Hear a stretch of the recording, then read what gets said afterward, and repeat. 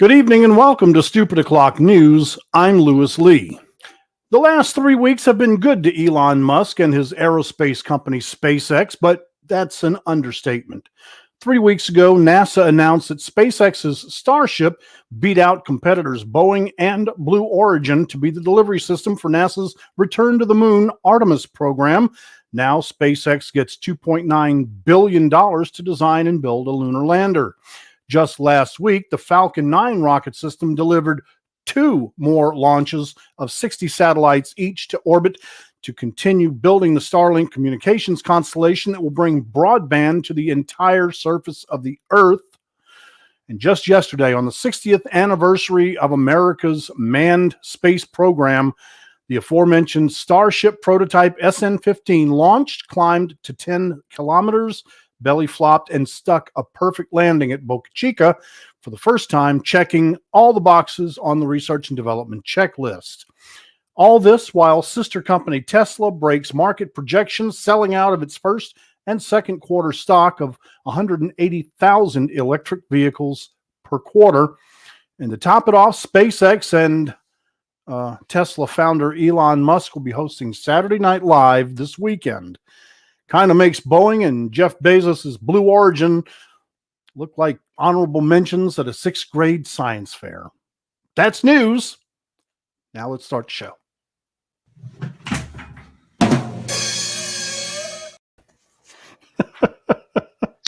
Oh, that had to feel good. It's a good month to be Elon Musk. You can't. Well, I got some bad news. What month isn't a good month to be Elon Musk? I got some bad news. What? You muted yourself. Yeah, you muted yourself. Yeah, he's got some bad news that he's been censored. Yeah. Sorry about that. I got some bad news. NASA has suspended the HLS contract upon further review of the GAO because Blue Origin and Dynetics threw a because Jeff Bezos is a whiny little bitch baby. He can't keep up, so he's going to try to invoke the court system. Yeah. No, man, compete on an engineering level, not on a legal level. Yeah. Well, here's the funny part. NASA told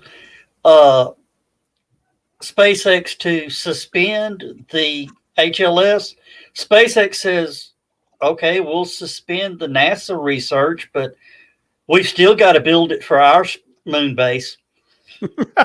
Yeah. I mean, Elon says, fuck it, I'm going anyway. Yeah, really, with or without do you. it, whether You may as well ride along because I'm going to beat you there. Be like, okay, guys, take the NASA logo off the side of it. Yeah, pretty much. Yeah, I mean, it's not like he needs the NASA money. I'm still going to build it. Don't worry. 2.9 billion. Thanks. Yeah. Hell, he made that on Dogecoin.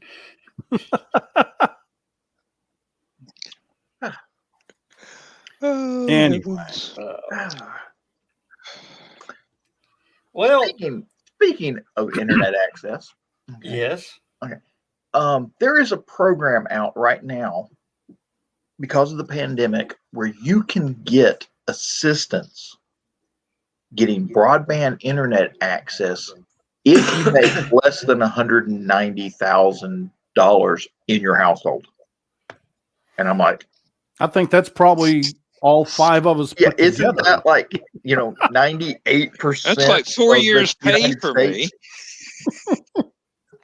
But my question, well, basically, there's only so much of it out there, and you have to file in a certain time. It's going on right now. So look it up, FTC broadband assistance. Okay. But what I'm wondering is, can you use it to get Starlink? Probably Joe?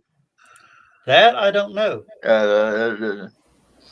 Because right now, Starlink is actually the bank for SpaceX. The bank? Yeah. Starlink was developed to fund SpaceX.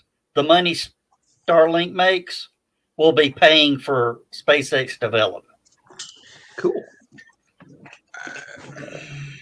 Like any other cell phone, company. Yeah. Once they get it established, they just sit there and rake in money. Yeah, we got to throw a hey out to everybody real quick. Yeah, I was about to do that, but you go ahead since you finally showed up. Yeah, Michaela said hey, and then Carlene says hey, Michaela, and she replied back. And Carl Whitzman, I hear, had a little accident with an overnight does it involve bag. child support? With an overnight bag. Does it involve a body? I don't know, but it required bandages. So we're waiting on that. Okay, there's a story there. And I am going to throw up a little banner real quick. Because I want to try out something. Uh-oh. Everybody duck. You've been warned. All right. Sometime during the show, when we start getting some more people in, I need you to type in the comment hashtag WTF, because there is a new toy I want to try out. Really? With StreamYard. Yeah. I've always wondered why, if Facebook wanted to get all the bad comments off their back for a while, you know what they need to do? What? Put up a WTF emoji. No, really, if they did that, everybody quit bitching about Facebook for the next year. Yeah. And you have amazing faith in the American people. No. They're teenagers that can't do anything except pay attention to a little electronic screen and poke it with their thumbs, okay? Trust me, you put a WTF emoji on there and everybody be happy for a year. Yeah. Carl Whitsman says he stuck his hand in my bag and stuck one of those twist ties in the quick of my fingernail. Oh. Ouch. Yeah, that does hurt. Mm-hmm. Oh. I got a splinter under a thumbnail once at a roller skating rink. Let's just say removing a wooden splinter from underneath your thumbnail hurts worse than actually having it inserted. Oh, yeah. I had my head decapitated once by a piece of plate glass. Thank God for duct tape.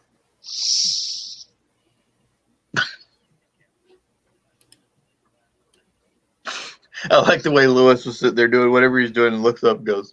Well, I'm trying to log on to us on Facebook so that I can. Oh, we got to do that. Okay, Joe, does it matter Facebook or YouTube? Just Facebook or YouTube. Okay, I'm going to do one of the Facebooks. Okay. And just comment WTF. Yeah. Or hashtag WTF. Let's see if I can do this. Is it? Put that back. Hey, Joe, put that back up there so I can see what the heck to type. Yeah, that. There you go. Yeah. Okay. Should be the tagline for this show, actually. I think it is the tagline for this show. I think that's going to be the Saturday show from now on. Now, wait a minute. You got me confused there earlier before we came on live. I don't remember turning down having ops on the show. I said we need to get you set up for ops. Oh no, I don't want to do that sort of thing. Oh wow. Well, I've certainly changed my mind since then. Okay. Well, we'll work on that. I will warn you. I must have been really drunk that night. I will warn you, if he puts you in for ops, okay, there's a lot more buttons. If you're cool with a lot more buttons, that's cool. If you're not cool with a lot more buttons, you've been warned. Yeah. I write Excel spreadsheets for fun. Do you remember a scene from the movie Poltergeist where the guy is telling that their daughter has disappeared into the television? Mm-hmm. And the guy's telling them about how he photographed an event where a toy car, like a Hot Wheel car, rolled across the floor, but it was so slow that he had to film it like over 6 hours for it to move like 1 inch because a ghost was pushing the car 1 inch. And the guy was like, yeah, that's cool. Opens the door and all the toys are flying around the room and shit. He's like, yeah, that's cool. I think they learned how to operate it since then. I think that guy was one of Joe's compadres. No. Okay, I changed that up. Okay. Are you trying to get kicked off of Facebook again, Joe? Yeah. Yep. Oh, just so you know, I have declared myself to be an independent fact checker, and I've told Facebook that I no longer need their assistance in those matters. And how'd that go for you? They sent him a Be link to honest, Snopes. I have not seen any more independent fact checkers things on anything I've posted. Well, I've learned if you block the fact checker, they can't see anything. They can't see anything to check Yeah, it. yeah. If you block them, they can't see it. I'm going to Ridgeland High School tomorrow to interview. Didn't you go to high school back in the 60s? Yeah, no, I went to high school in the 70s, smartass. No, I'm going to Ridgeland tomorrow to interview a government teacher. This is a class very similar to civics, but he's teaching government. Okay. And I got into a conversation with him at an event we both went to a few weeks ago, and I said, well, that must be really interesting in these times, teaching how government is supposed to work versus the cluster or the Charlie Foxtrot that you see on the evening news. And he laughed. He says, it really is. He says, we've got what we call Fact Check Friday.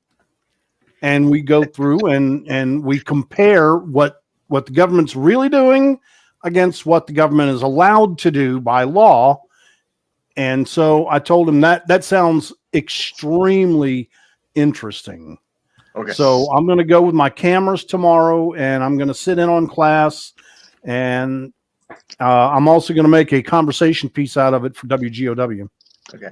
Here's Now, another. why am I interesting thing. suddenly reminded of the economics class scene from the Rodney Dangerfield movie Back to School?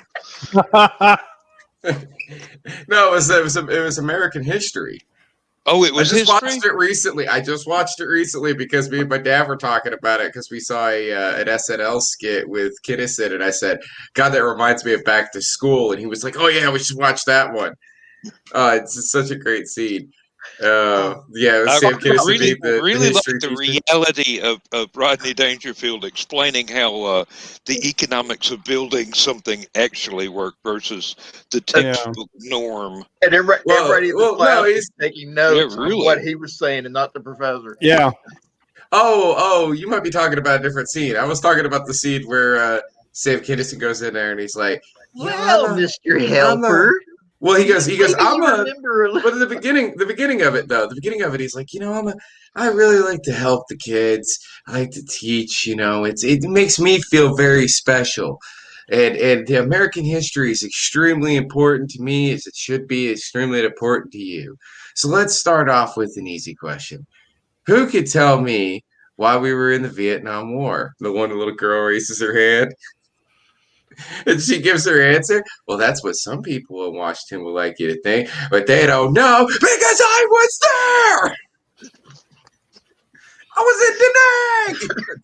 Starts to scream at him, and then that's when Rodney Dangerfield's like, "Hold up, she was only like 5 years old when that happened. Lay off of her." Okay, Mr. Helper. I'll tell you why. Because Nixon didn't have enough balls to be. No, Johnson. There you go. It was whatever he said. God, Yeah. It was so funny. And then you just have Sam Kinison go, "Good answer. Good answer. I've got my eye on you." He really seems to care about what? I have no idea. Oh. I'll be right back, guys. I forgot something. He forgot he doesn't want to be here. Yeah, I know, right? The SNL skit with Sam Kinison that I was talking about, by the way, was great. If you haven't seen it, it's the one where the two parrots are brought into the class, and they're brought in. They said a teacher will be in a moment, and they leave, and the parents are just standing there. Sam Kinison walks in, and he's just all like, "I want to tell you about your daughter Sharon. Yeah, your daughter Sharon, and she's a really sweet child. She's very beautiful, but she's stupid. You got a real moron kid here, and he's just like giving them the business about their child, and they're just sitting there like, she's only 4 years old. This is preschool. They're like, I want to show you something. You see this painting over here? You see this painting of the sun? You see how it's got the rays coming off it and everything else, and a big smiley face? Look out there. Look out there. You see that up there? That's the sun. Do you see a smiley face on that? You idiot. He starts doing this whole Sam Kinison thing. And another guy walks in, right? And he's like, who the hell are you? And Sam Kinison jumps out the window. And they were like, who is that guy? They were like, he said he was the teacher. No, I'm your daughter's teacher. I have no idea who that guy. Go find out who that guy was. So they're all panicked. They're like, oh, thank God. He was saying such horrible things. We thought, we were so confused because it's like, oh, I understand. That's very confusing. All right. Well, I'm glad I called you all in here today because I do need to speak with you about your daughter. Flips a couple pages. I believe that your daughter is stupid.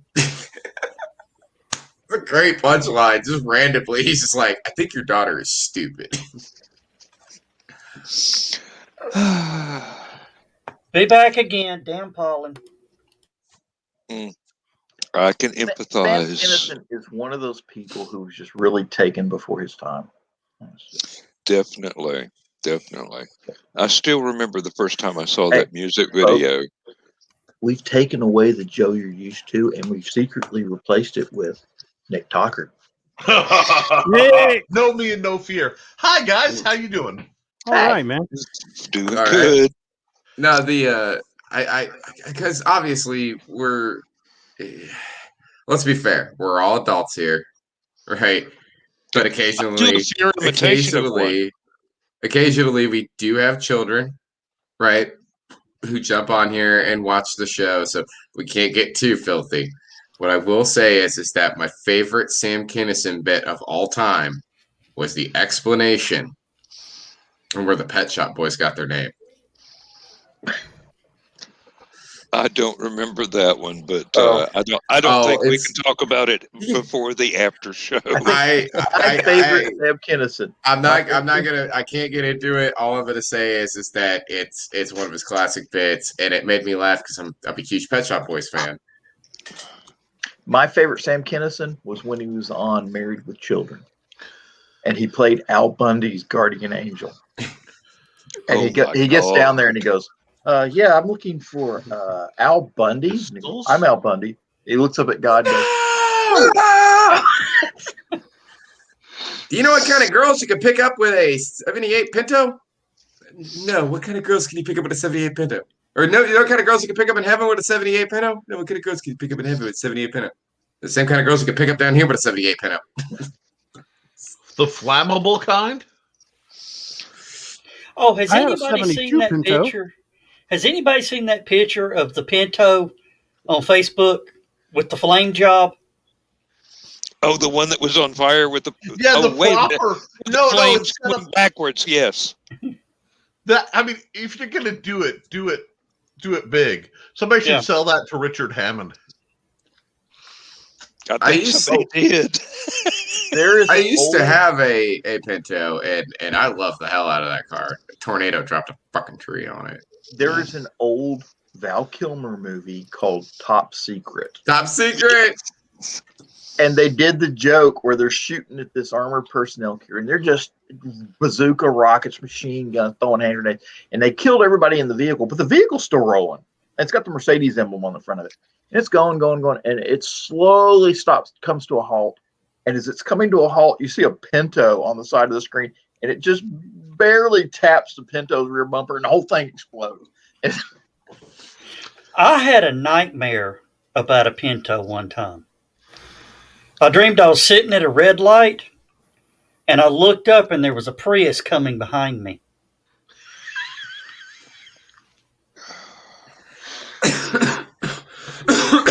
Nick got it.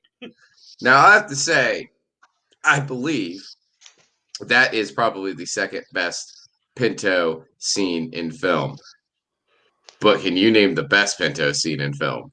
Yes, Blues Brothers. They literally dropped a Pinto wagon out of an airplane for that shot.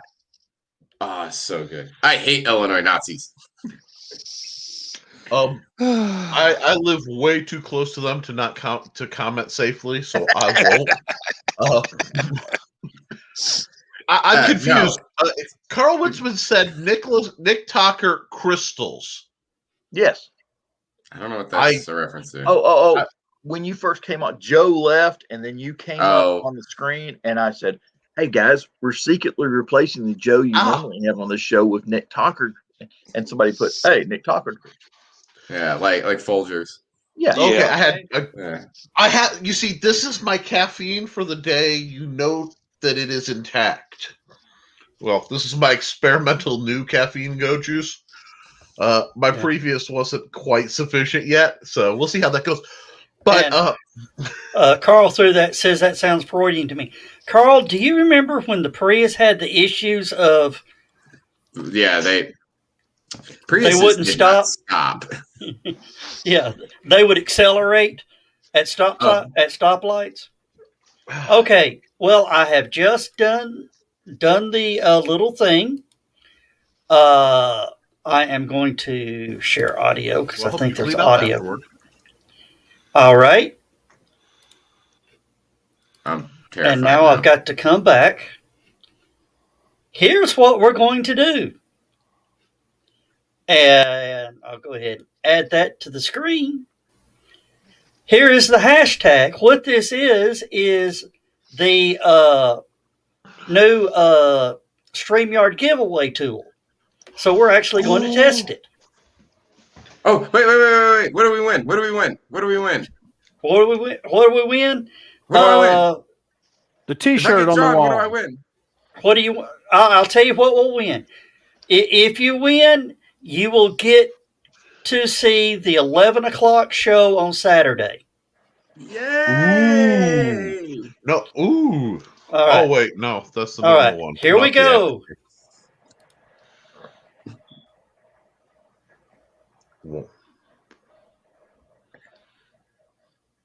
Stupid o'clock win. Come on, stupid.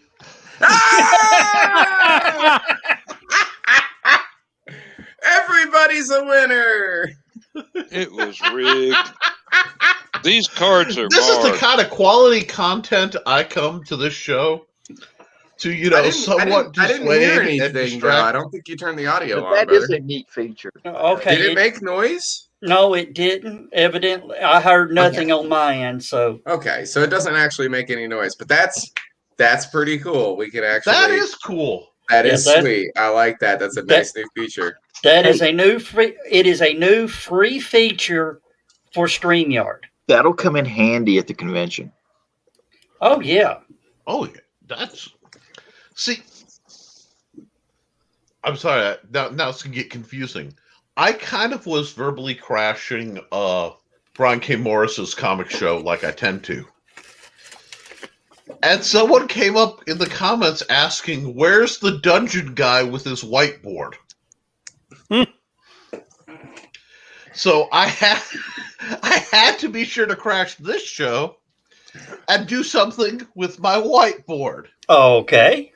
Which in this case is I am plugging the Luke Stone Indiegogo for the. Hold on a minute. There we go. Get it. Okay, cool, guys. Luke Stone, you guys know him. He's a great comic book writer, author, and a friend.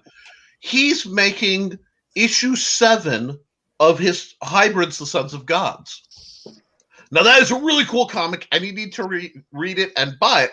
And you can find all the information right here at igg.me/@/killingfield2.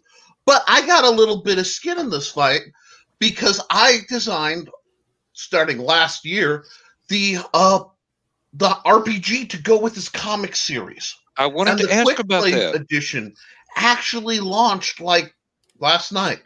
So we're trying to get it up so that we can raise funds not only to put that out there and make a great game, but so I could do a whole full version of it to publish a modern RPG, that people can pick up cheaply and actually play in a modern setting and in a superhero setting. And if this works, we'll be able to connect multiple titles to the same game system. I'm really proud of it.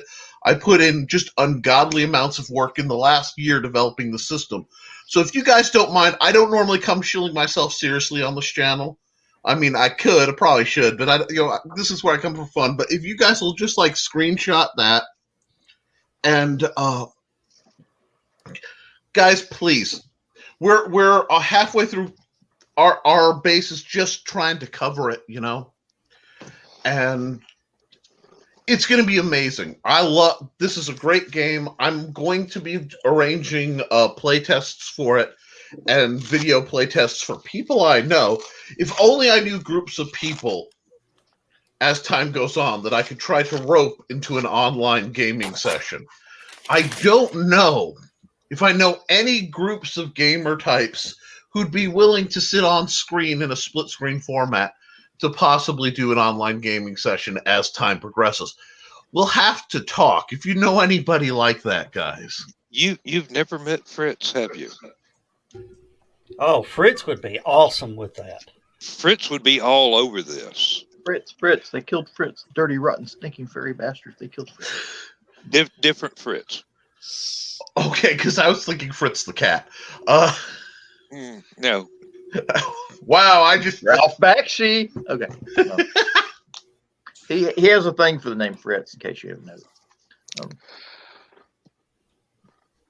Oh. Wow, I have never gotten this group to be this quiet with a comment. What is a Fritz and what power do they hold over you, gentlemen? This is terrifying. Fritz is probably one of the most awesome dudes you will ever meet. Yep. And or he's one of the most awesome dudes you'll never meet. Depends. It depends, yeah. But he's a gamer. He's a book cover artist. He is. I don't even know what his job is anymore. He's ordained, and oh Lord, how do you describe Fritz? Very carefully. Yeah, because don't want him to get mad. I don't know if you understand how fertile my imagination is and how much this sounds like a mix between a creator and a mafioso. No, he's a smoth. Secret master of fandom.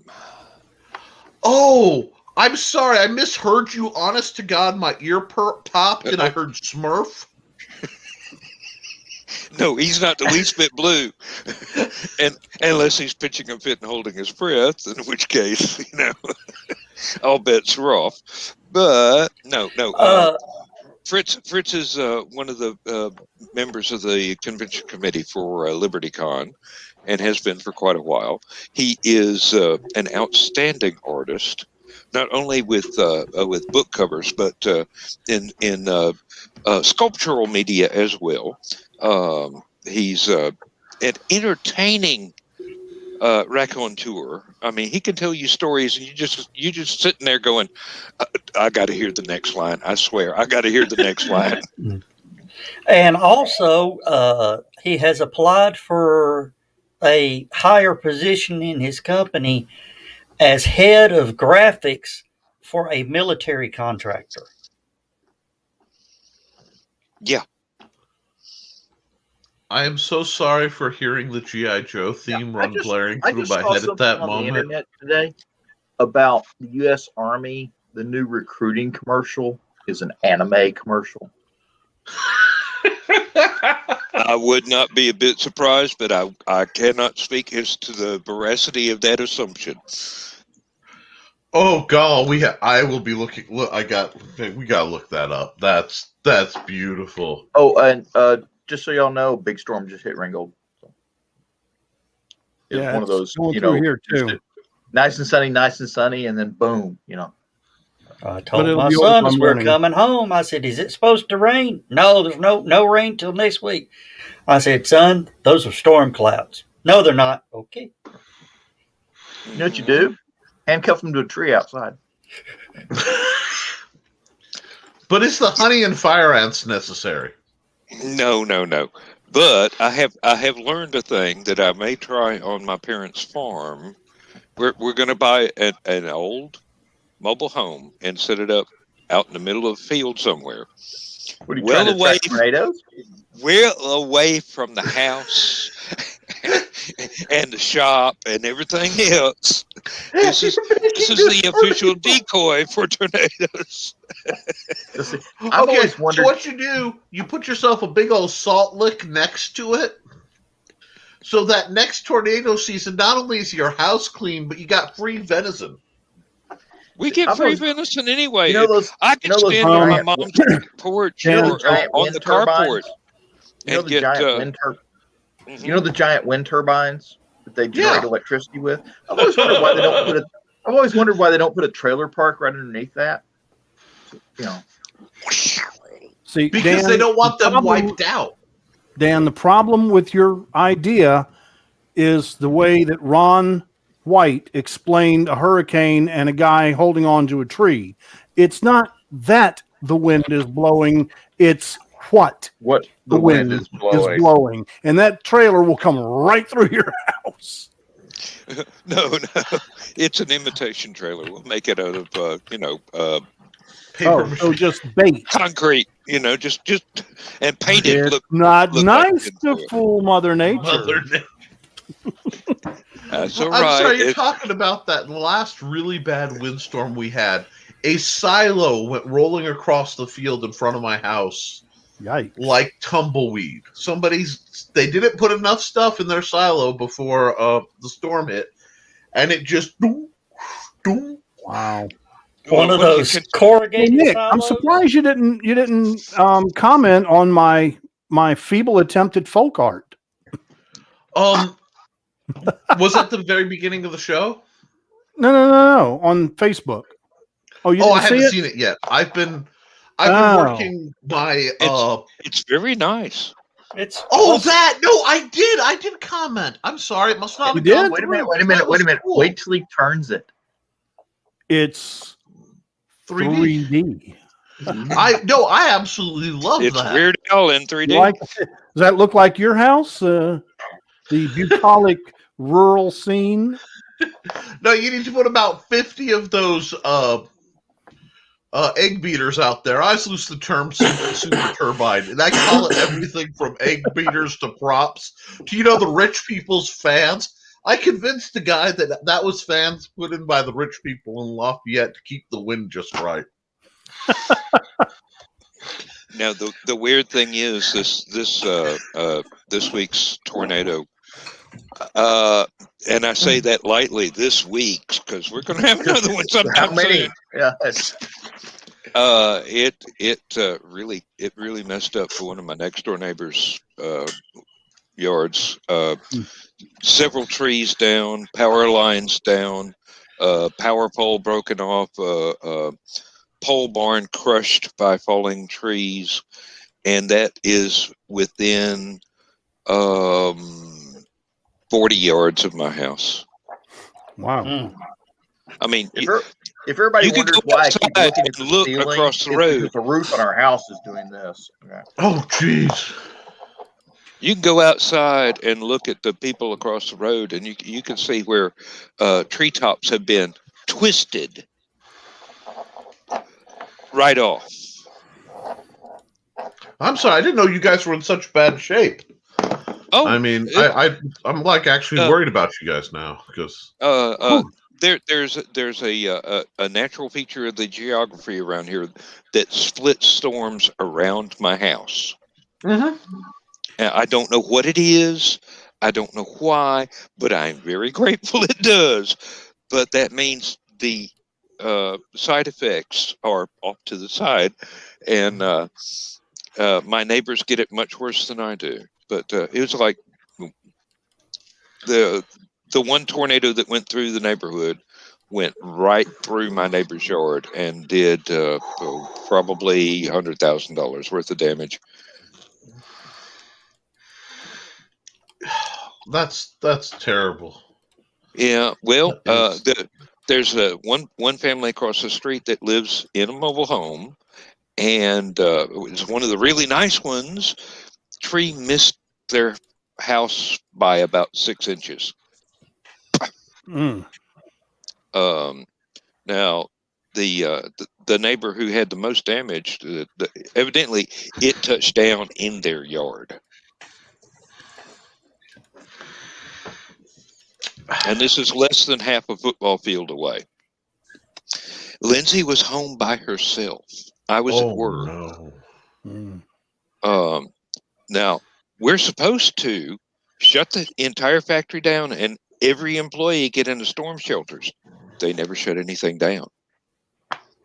We were never told to go get into storm shelters. The thing went right over the factory. I'm not saying lawsuit potential there, but I'm saying if somebody in the union management locally decided to make an anonymous phone call to OSHA, there would have been some fines involved. Oh yeah. I mean, this I was, don't know. you know, Skunk. Right. I hid in my lab. I mean, it's got no windows. It's a concrete block enclosure inside the factory. So unless the roof actually fell on it, I would have been safe. OSHA's kind of flaky like that. Last week, OSHA finally came down with punishment for a local company, Vocker Chemi, up in Bradley County. They had some contractors. They failed to give them the proper safety equipment, and one of the contractors fell to his death. The company was fined $23,000. And that's a slap That's on the the wrist. value of a contractor's life. 23 grand. Congratulations. That's a slap on the wrist right there. Yeah. Oh, that's. Slap I mean, on- they make hyper pure silicon chips for the semiconductor industry. They make that in 10 minutes. Yeah. That Yeah. fine should have Cost of doing been business. tens of millions of dollars. Skunk, Yeah. I'm going to sort of change the subject. I just was watching a slight video of a panel at an event this past weekend Uh-huh. showing how to make a duct tape corset. yeah. And they Didn't were you do that one year? they were coming out saying this is That's such a bigger than new novel idea. Oh, yeah, right. We already know that one. Yeah, it was like 10 years ago you did that, wasn't it? Yeah. Longer. And they did it wrong. It turned out crappy. Oh God. I'm sorry. I can cite another 10. Oh, didn't have time. I've been through 2.5 tornadoes. I don't count the ones that don't touch down where I am as full tornadoes. If it don't hit the ground, it don't count. Well, it skipped. So, I was in a trailer park looking up, watching it go like, really? Inside, outside? At this point? Okay, Nick, if you've actually looked up and seen one, tell me if I'm wrong. When you look up and see it, does it not look like a purple cinnamon bun? Purple. A purplish. That's an interesting way of looking at it. Ours was more green. It looked kind of like a green cinnamon bun. Yeah, well, it looked like. Yeah, well, it sounds stupid, but if you've ever done the little kid thing where you have the tornado drain in the bottle with the 2 liters, and you're looking up, it looked just like that. It was freaky because, like, when it opened up just right, there was a little tiny speck of perfectly clear blue. that one that hit Ringgold a while back, when it came across this ridge back here, it was moving across at an angle about like this. Oh yeah. And you can see the tail bouncing across the ridge line. I saw it bounce 3 times. And then my backyard exploded. Mm-hmm. I couldn't see it. I couldn't see anything except leaves, wind, and rain. So Jeannie and Ira's house got lifted off the foundations there in Ringgold and moved slightly. I had 2 near misses in college. It's funny. If you looked at the records of the tornado track, it just sort of went away, blurred when it was close to the college, because they didn't want to admit how close the tornado came to the college in Westville. Weird things like that happen. But one of them, I was out in my car and I'm like taking a nap. Chinese satellite. Tornado. It's one of those. Okay, it's about a quarter mile. A little farther than that, maybe half a mile through going through the woods, just doing its thing. I'm like, well, at least I have a show before I die. I'm sitting here complaining about this thunderstorm that's rolling through. Watch me walk out in the yard, and the yard just be covered in Chinese satellite pieces. Dude, scoop them up. Really? Sell them on eBay. Souvenir. We want our satellite back. Really? Really? Get you an acetylene torch, cut them up into 1-inch cubes, sell them on eBay for $100,000 a piece. You'll get wiped out of your inventory in half an hour, and you'll have your retirement money all set. Hey, Joe. Yeah. What's Elon Musk's Twitter address again? At Elon Musk. Hey, I'd like to buy some satellite or Chinese satellite pieces. What's he going to use them for? Confetti? I mean, that's what they are right now. Just like, leave them laying around over at SpaceX Boca Chica facility. Well, I'll tell you, if the Chinese satellite hits in the United States, I guarantee you the U.S. Air Force or the U.S. Space Force will be out there to promptly remove them from your property. Yeah, and we'll be hearing UFO reports for the next 90 years. Well, the guy that in Oregon that got the SpaceX the pressure vessel landed in his backyard. SpaceX sent somebody to pick it up that day. Mm-hmm.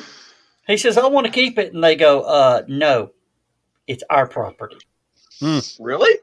Yeah. Right of salvage. It landed in a pond. Property. Maritime right of salvage. Hey, Jody McPhee is here. Hey! Often confused for Joe Dog McKeel. Only Brian K. Morris. You hear, Brian, or has Cookie not let you out?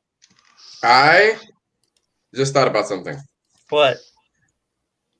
Imagine for a moment the conspiracy theories and stuff that would suddenly start up if that Chinese satellite crashed down in Roswell. Oh, No, even worse. It crashes in Roswell, makes a crater, but disappears. Oh, yeah, it definitely disappear. They clean it up real quick. No. It hits and leaves a crater and then disappears and then shows up 50 years ago. And Carl, as far as our spies wanting to get some weird. Chinese rocket parts, why? They're obviously not working. And Where do you think the Chinese spies got their rocket ideas from? Okay. No. Not that I want to cause an international incident or anything, but do you guys remember this was several years ago when Kim Jong-un first took over North Korea. Remember they did a missile test? Yeah. And it went about 20 feet. Mm-hmm. That's North Korea. They're not. That is way. I know. I'm way underestimating exactly how far it was, but it wasn't. It wasn't very far. Not that far. and it was a total failure. And It was a computer software glitch. Ain't that that's just a kick in the head? that's what they all say, honey. This never happens to me. Failure to launch, huh? But yeah, the same thing happened to the Iranian missile program. Uh-huh. It's plagued by software issues. Exploding the launch platform and taking out most of their, launch program. Yeah, that's pretty Now, much. see, this is what it actually is. It's just God. Nick, that's man. Nick, that's You racist. really went there, didn't you? I'm making fun of the Chinese government, Hey, not the Chinese people. Hey, There's a difference. Lewis, not only did he go there, he went there blowing a whistle and with a noise clapper shooting fireworks. Damn, And dude. because they speak Chinese and not English, wait. I don't have. Sure. Okay. Hold up. I don't have access to the board because I'm still on my laptop because I haven't got the parts to fix my computer. So somebody needs to put up the disclaimer. Wow. We need the disclaimer now, Nick. Well, I'm proud. And I only recently found out that those takeout boxes actually unfold to make a plate. Yeah. Who knew? I mean, it only took us Americans 60 years to figure it out. Yeah. What I want to know is the storage technique. Because, a good Chinese place puts about 68 gallons of fried rice in one of those 1 quart. Now, that's the science we need to investigate. That box is the takeout version of a TARDIS. Well, see, that's why I designed it. On the inside. Think about it. They want the most compact way to store technology. So it makes sense that the Chinese satellites would be made just like the takeout containers. Because they could put a whole Starship Enterprise in there, and it wouldn't be bigger than a mailbox. I know how they do that with the rice. They stack it in there real tight, line them up, stack them up.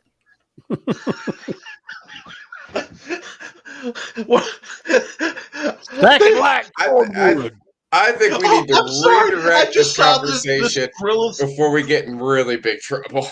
No. I just saw a drill instructor looking at the rice like, fall in! And they all just start like, yep. You call yourself rice, you piece of underhydrated maggots! From the desk of a small press publisher says, did you forget to put Wendy's in the disclaimer? No, we just ran out of room. Nick just made me think about something. Maggots, Michael. You're eating maggots. Nick is good about making Is there people something wrong think with the about food things. there, Mike? 10 billion Chinese people can't be wrong. Man. Hey, I'm going to tell you this. It was up until probably a year or two ago that I started eating rice again because I used to work for a while. Jesus. I used to, at work, I rode the back of the garbage truck, rode the iron horse. Mm-hmm. We called it the walking rice. John, I know that was you. I know you're the one that wrote that. Come on. What? Look at the banner, Joe.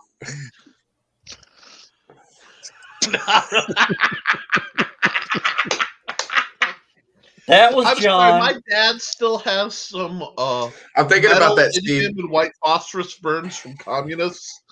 So the family's a little like I've all what are they going to do? Run me with a tank?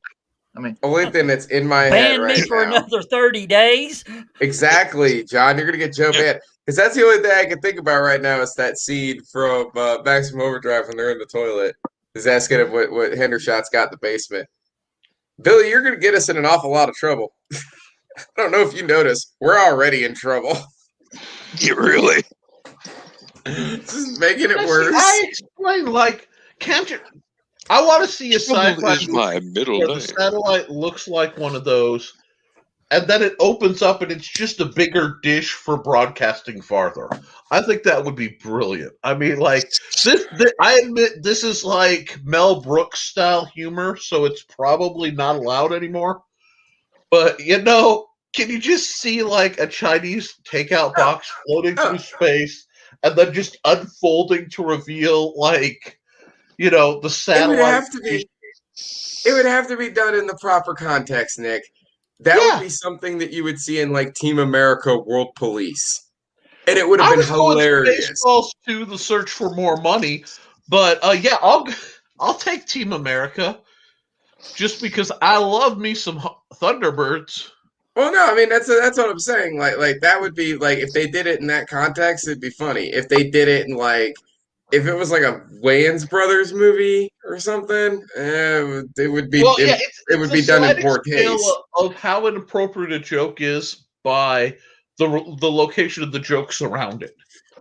Exactly. That is one of the things a lot of people are, and I always get into it with people about this when they're like, "Oh, Mel Brooks movies couldn't exist today." I was like, what are you talking about? They could totally make those movies today, and they would work just as well. It's all about context. It's so about context. That's why those movies are still funny, and that's why they're still so good because the context is extremely important. You know. Mhm. The trick is comedy works when it's self-defamating. If you're kicking the other guy for a laugh, it's a dick move. If you're kicking yourself for a laugh, it's funny. This is why we like Jack Black most of the time. It's Or like it's also well. I mean, you could also it's not about kicking necessarily. There it's just there's a subtle art to it. There's a very thin line between being offensive and kind of making a joke about it. That was the thing in Blazing Saddles, for example. They were always making a joke about racism. That this is why racism is really really stupid. That you can't get over a step, one single step that's this high. You can't get over that, right? And when you he's not gonna see it, he's looking down. But Self-awareness rears its head. Oh. but anyway, what do I No, dude, Sorry, we're talking, and I look down, and you've got that. I'm serious listening. look. I'm just, kind of glancing up now and then. Well, So- if I But have what am I- stalkers who are looking for my whiteboard antics on other shows, I have to, serve the viewers. Sorry, Scott, you were making a valid point, and I derailed you. one And of I my apologize. one of my favorite scenes in that movie, which I obviously I cannot repeat because he uses a certain word, is when he runs into the old lady and he's like, "Morning, ma'am." Right? She replies, and then it cuts to him just sitting there, just flabbergasted about what just happened. And it's the perfect moment with Gene Wilder. Is just like, you got to understand, these are simple folk, morons. And it's just the perfect editorialization of that. Like, yeah, these people are stupid. The common clay of the new salts of West. the earth. Californians. Nick, No, they had guns. if you're kicking an android when he's down, does that make it a PK dick move? Badoom cha. Yes, please. That is exactly the kind of quality content viewers come to that stupid o'clock. Think that. Literary reference too. Author? Well, yes. No. I hate that. I hate that whenever people say that. People get really sensitive about how the jokes play. Nobody complains about Blazing Saddles today. Mel Brooks has never been canceled. That is my proof right there. If you bring a movie like that up, bring up Blazing Saddles to Black Twitter, right? And they're like, "No, classic movie. It's one of the best." I'm they're making I fun want to of the know. D-bags. I want to know. Like, what do people what I want to know when I see something that I was like, could this be considered racially insensitive? And it's something that I happen to like, something that deals with certain race and is hosted or is created by a white person.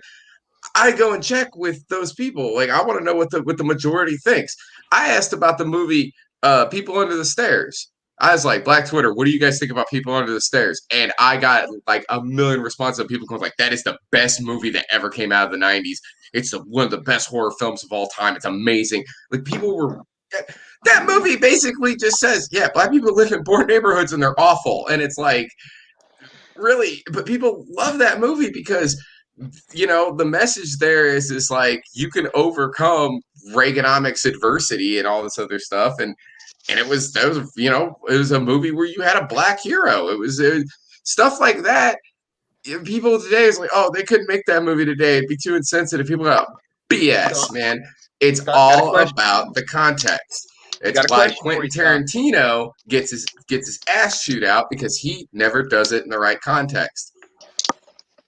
Got a question for you, Scott. What up? Johnny Dangerously. I love that movie. Yeah. Which technically asshole. is racist. That is a racist movie. Okay, that's just. But I'm wondering, you heard about the cancel culture thing about Snow White. No. You heard this crap. Snow White is poisoned, is laying there asleep. The prince comes by and kisses her. She didn't consent to the kiss. Ah. Well, she was dead at the time. It is And they're saying it's the wrong message. No, it's necrophilia. It's not assault. Disney is going to pull that scene from their amusement parks. Central theme to the movie. Mm-hmm. Someday my prince will come. She didn't talk about double meanings. Kiss. So, Oh my goodness. I mean, hey Disney, why don't you get on board with Coca-Cola?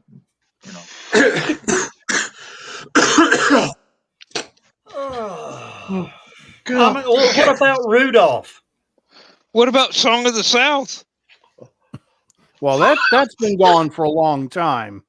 Max. Yes, I know. You might as well ask about Briar Rabbit while you're at that. I mean, but I thought I just did. Makes an excellent syrup, pancake syrup. Brer Rabbit. mm-hmm. Well, what I was talking about. Oh shit! What was I talking about? I don't know. With me and Nick and Skunk in the room, how can you get older, a word in edgewise? Joe couldn't hold a thought in a Yeti. Yeah, but it wouldn't get any If he could afford a Yeti, he wouldn't need a thought. He'd hire somebody to think for him. Rudolph. They were talking about Rudolph. Rudolph sends a bad message about about bullying. Well, yeah, Santa knew about the bullying all the time because he knows everything. Yeah, and Santa allowed the.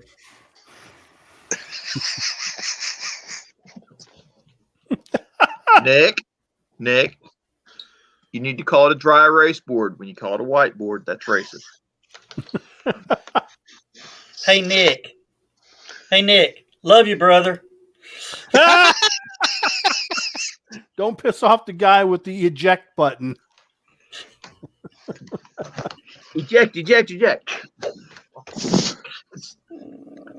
We can rebuild him. We have the technology. From the desk of a small press publisher. Yeah. How about Maybe baby? it's cold outside. Yeah. Nobody ever gets the point. She's wanting an excuse to stay. Yeah. No, he wants an excuse to stay. No. Well, she's wanting an excuse to ask him to stay. It was the culture of the time. Get. Yeah, that's the problem. She's not. She's playing respectable for that time period. She actually wants him to stay. or she wants to stay. Look at this She wants cold to outside. stay, but she don't want people saying bad things about her being unmarried, staying with the man overnight. Yeah. Now, see, this is something that drives me. I can almost not speak. It drives me so bonkers. Mhm. You cannot take current sensibilities and apply them historically. It This is doesn't true. work. Really can't stay. What we think is normal wasn't normal then. And you may disagree with it, but historically, that's just how they did stuff. You can't just go back and constantly, and that's the problem. We want to look through things historically through the lens of our own systems of belief or religion or lack thereof, and it doesn't make sense, or it seems it. And you got to look at it through like they're living the life there. You know, it's like all these reporters who go to war zones and have no idea what it's like to be in the military, putting bizarre spins on what the military is going through. Yeah, that doesn't happen very often. No more than once a week. But Okay, For that example- just riled me up. And since we got a professional newsman here, Where? Oh, what do you think of the term embedded reporter?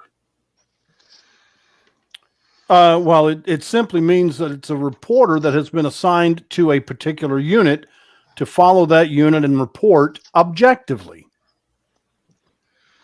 Okay, because there was a big stink about it that one says, why are they embedded? Why are they not just reporters? But aren't those embedded reporters? Don't they have a little bit of training how to keep their head Yeah. from being We I was, blown I off? was embedded. trained I was ours. embedded with a Louisiana National Guard unit during Desert Shield. Okay, that's where I got my first passport stamp for Saudi Arabia. Okay, and believe me, you go through the training. They give you a 1 week boot camp, and I got mine at Fort Puke, Louisiana. We were training our guy. We were training him in Kuwait. They assigned him to him at the last, like we're 3 days away from going across the line up into Iraq. They had our guy, and we told him, and we were training him and showing him, wear the armor, this. Here's first aid kit. Here's fire extinguisher. All this sort of stuff that you have to know about going. We're in a Humvee, and Humvee has 4 seats and a gun position because there's 5 people in the vehicle.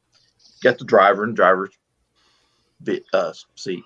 Vehicle commander's next to him. Got a guy behind him that's a ground pounder or troop or something like that. We told him, this is your seat right behind the driver. You will always sit here. That's why we were telling you where the first aid kit and the fire extinguisher is, because there's the fire extinguishers right there in front of your knees. First aid kit's right here. Get familiar with the clips in case you have to hand the fire extinguisher off or the first aid kit or something like that. Just, you will always sit in this seat. You won't sit in that seat over there. He goes, why not? It says, that's the side the IEDs go off on. And if we roll past one, those 2 guys are dead. You might survive in this seat. Yeah. You may have blood and tissue on you, but at least it won't be yours. it always astounds me when you bring up practicality and real world experience into a situation where someone that you're talking to has only a theoretical grasp of reality. We gave that same briefing to our interpreter. But you will always sit in this seat. And the reason is, says this is the safest seat in the vehicle. Something goes off, says it's either going to go off in front of the driver, in front of the TC, or right up underneath this guy next to you. And you'll have the whole drive shaft and everything like that between you and all this gear up here. Says that's the safest seat in the vehicle. And he's like, I thought you were just putting me over there because nobody likes that seat. Says, hey, I don't like sitting on the other side. Let me tell you. I want that seat. Really? I want to go home. You got the best seat in the house. because you're the most important guy. As Yeah. far as when it comes to doing our mission, the interpreter is one of the most important guys in the platoon. Have you seen that new show, The United States of Al? No. It's Never heard about an Afghanistan interpreter who is sponsored by and brought back to the United States by the Marine that he was assigned to for like 3 tours. It's a good. I mean, it's a sitcom, but it's good, and it kind of We had a few interpreters that were trying to get into the United States, and we tried to Well, help them. hell yeah, because they're wanted over there because Taliban want to kill them for cooperating. Yeah, and then and we telling had the truth. we had one interpreter. We offered to help him, but he's a school teacher in Iraq. That's his regular job. Yeah. And he's like, no, I don't. I'm not. This is my where I live. You know. We called him Sam because we couldn't pronounce his name. Cool guy too. It's kind of funny. He's getting ready to go home one day, and I'm on one of the gate guard positions. He's getting ready to go home, and when they come in, they have to check in their external ID and take an internal ID. Mm. No. So he's leaving, so he turns in his internal ID, picks up all stuff. He reaches into a box of all stuff in it and pulls out. It was a Pakistani-made replica of an H&K 94 machine gun. Okay. He pulls it out, slaps the clip into it, charges it, puts it on safe, hangs it on this little clip over his shoulder and says, see you guys tomorrow. Wow. What are you doing with that? And he's like, it's not real safe for me to drive home. Hey, have a nice night. Farm requires this insurance. Drive home. The man most of our- bounce home most on of our his testicles. Most of our interpreters had weapons. They were not allowed to carry them with us. Okay, that's just a rule. But we trained Sam on how to use every weapon we had in the platoon. Early on, if you remember, there were a lot of friendly fire incidents from our collaborators. Mm. Exactly. Oh. But we showed Sam we liked. You know, you could tell Sam was just. There were a couple of the interpreters that were shady, and you didn't want them. Sam was one of the good ones, and you know, he's one of those guys that would tell you about Iraq. That's kind of cool. You know, the ones that didn't really didn't tell you anything. You know, they just did their job. Those were the ones you were kind of like, I don't know about this guy. Mm-hmm. And we had a couple of interpreters that we would bring in 2 interpreters. And we would have one guy do the interpreting and one guy stand in the background watching him do the interpreting. And he would be like, he ain't exactly doing a good job here. Yeah.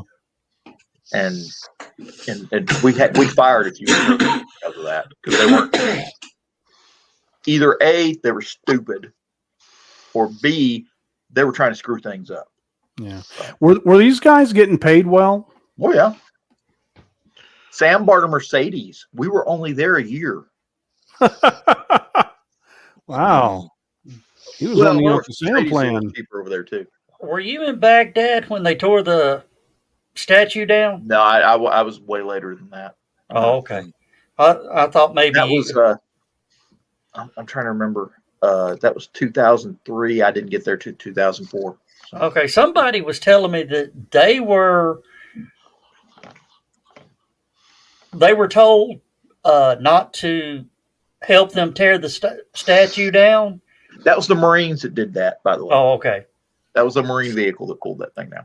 So. And somehow, some. Yeah, you tell the Marines not to tear something up, you might have. What was the point? Those guys can screw up an anvil. It broke. I don't know what must have been defective from the factory. Why is this ball bearing flat? You know, it looks like a manhole cover. Left it alone 5 minutes. Yeah, one of my grandsons was over there for 2 tours during Desert Storm and a little bit later. and he wants to go back as part of the crew of a security company because he cannot adjust to being back over here. That Hmm. happened. You know, I had a friend that I knew in Iraq that he didn't start the company, but he was one of the guys that started the company doing security on ships Mhm. going past Somalia. Ooh, that's a challenging Anti-pirate. assignment there. Well, and we were talking about he wanted my advice on a few things, and we were talking equipment basically. And I was looking at his equipment. I mean, I'm like, shit, what? You got 6 people on board and $250,000 worth of equipment? You know, because Well, if 90% of You it's got ammo, I exocet would missiles in agree. there? no, he's like, I looked at the list and he had like H&K 416s, which is their new 5.56 assault rifle, and all the magazines, night vision goggles, thermal sights, and all. And I'm like, dude, it says you can't afford. You know, your company will not buy this. Okay, you just can't afford it. Yeah. Unless the U.S. government's backing you, you can't afford this stuff. Okay. And I said, so we're talking about it. And I said, you know, why are you buying U.S. and German equipment? Well, what's the best stuff out there? Says, no, it isn't. It's just high priced. Says, and I can't tell you that I showed him a website for an Eastern European country Mm-hmm. that makes weapons. I won't mention which one, but Yes, well, I showed him this website, and what's funny is But you can pay them with a check, right? no, Oh no, that okay. but it does No, rhyme that with would- it does would be a rhyme with the black mark popular against chainsaw you. brand. Okay. Not Poulin, but close. Anyway, I went to this. I showed him this thing, and these guys basically are the guys that equipped this country to join NATO. Hmm. Okay. So, and when they joined NATO, this is the company that equipped them to be NATO compliant. And he's looked at it, and he's like, his $250,000 shopping list got cut down to about half with better equipment. Mm. And that was just, and he asked me if I wanted to go over there. I said, no. Like Dan was joking, or like Lewis was joking about earlier, what did they get exocet missiles? I was actually expecting to start seeing the Somali pirates running around with some sort of anti-tank missile or something like that and start, nailing them.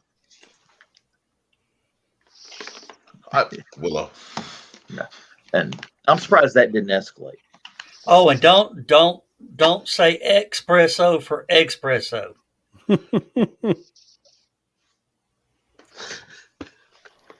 That was out of left field, Joe. No, Yeah, that was a Willow's non-sequitur. head just exploded. It's espresso. It's not espresso. I said espresso. Espresso. Yeah. With egg in it. Yeah. Espresso. Espresso. Ooh, coffee with a raw egg.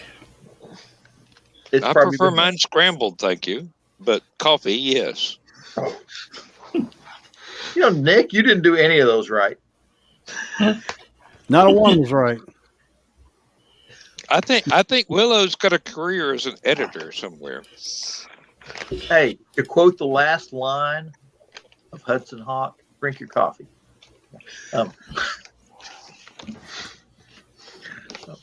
You said you asked why does this ball bearing look like a manhole? Reminded me of a topic we covered earlier. John, where is that manhole now? Should be halfway to Alpha Centauri. So we don't know. We don't know. They sort of tracked it. That's You know what? I have a question for you guys, and it's a semi-serious question, but 42. on topic. They're having a problem with the orbital junk, right? To the point like the Swedish or somebody are making essentially an orbital garbage can. right. Has any of that bumped into the Black Knight object that The you Black know of? Knight object is orbital junk. Well, I know, like there's a lot of debate over its origin, and a lot of people get really happy over it. So I was just wondering if any of it is smacked into it. I want to see if it starts I glowing. think the Black Knight object burned in a long time ago. So Oh, okay. because it wasn't solid. It was it's like flexible insulation. Right.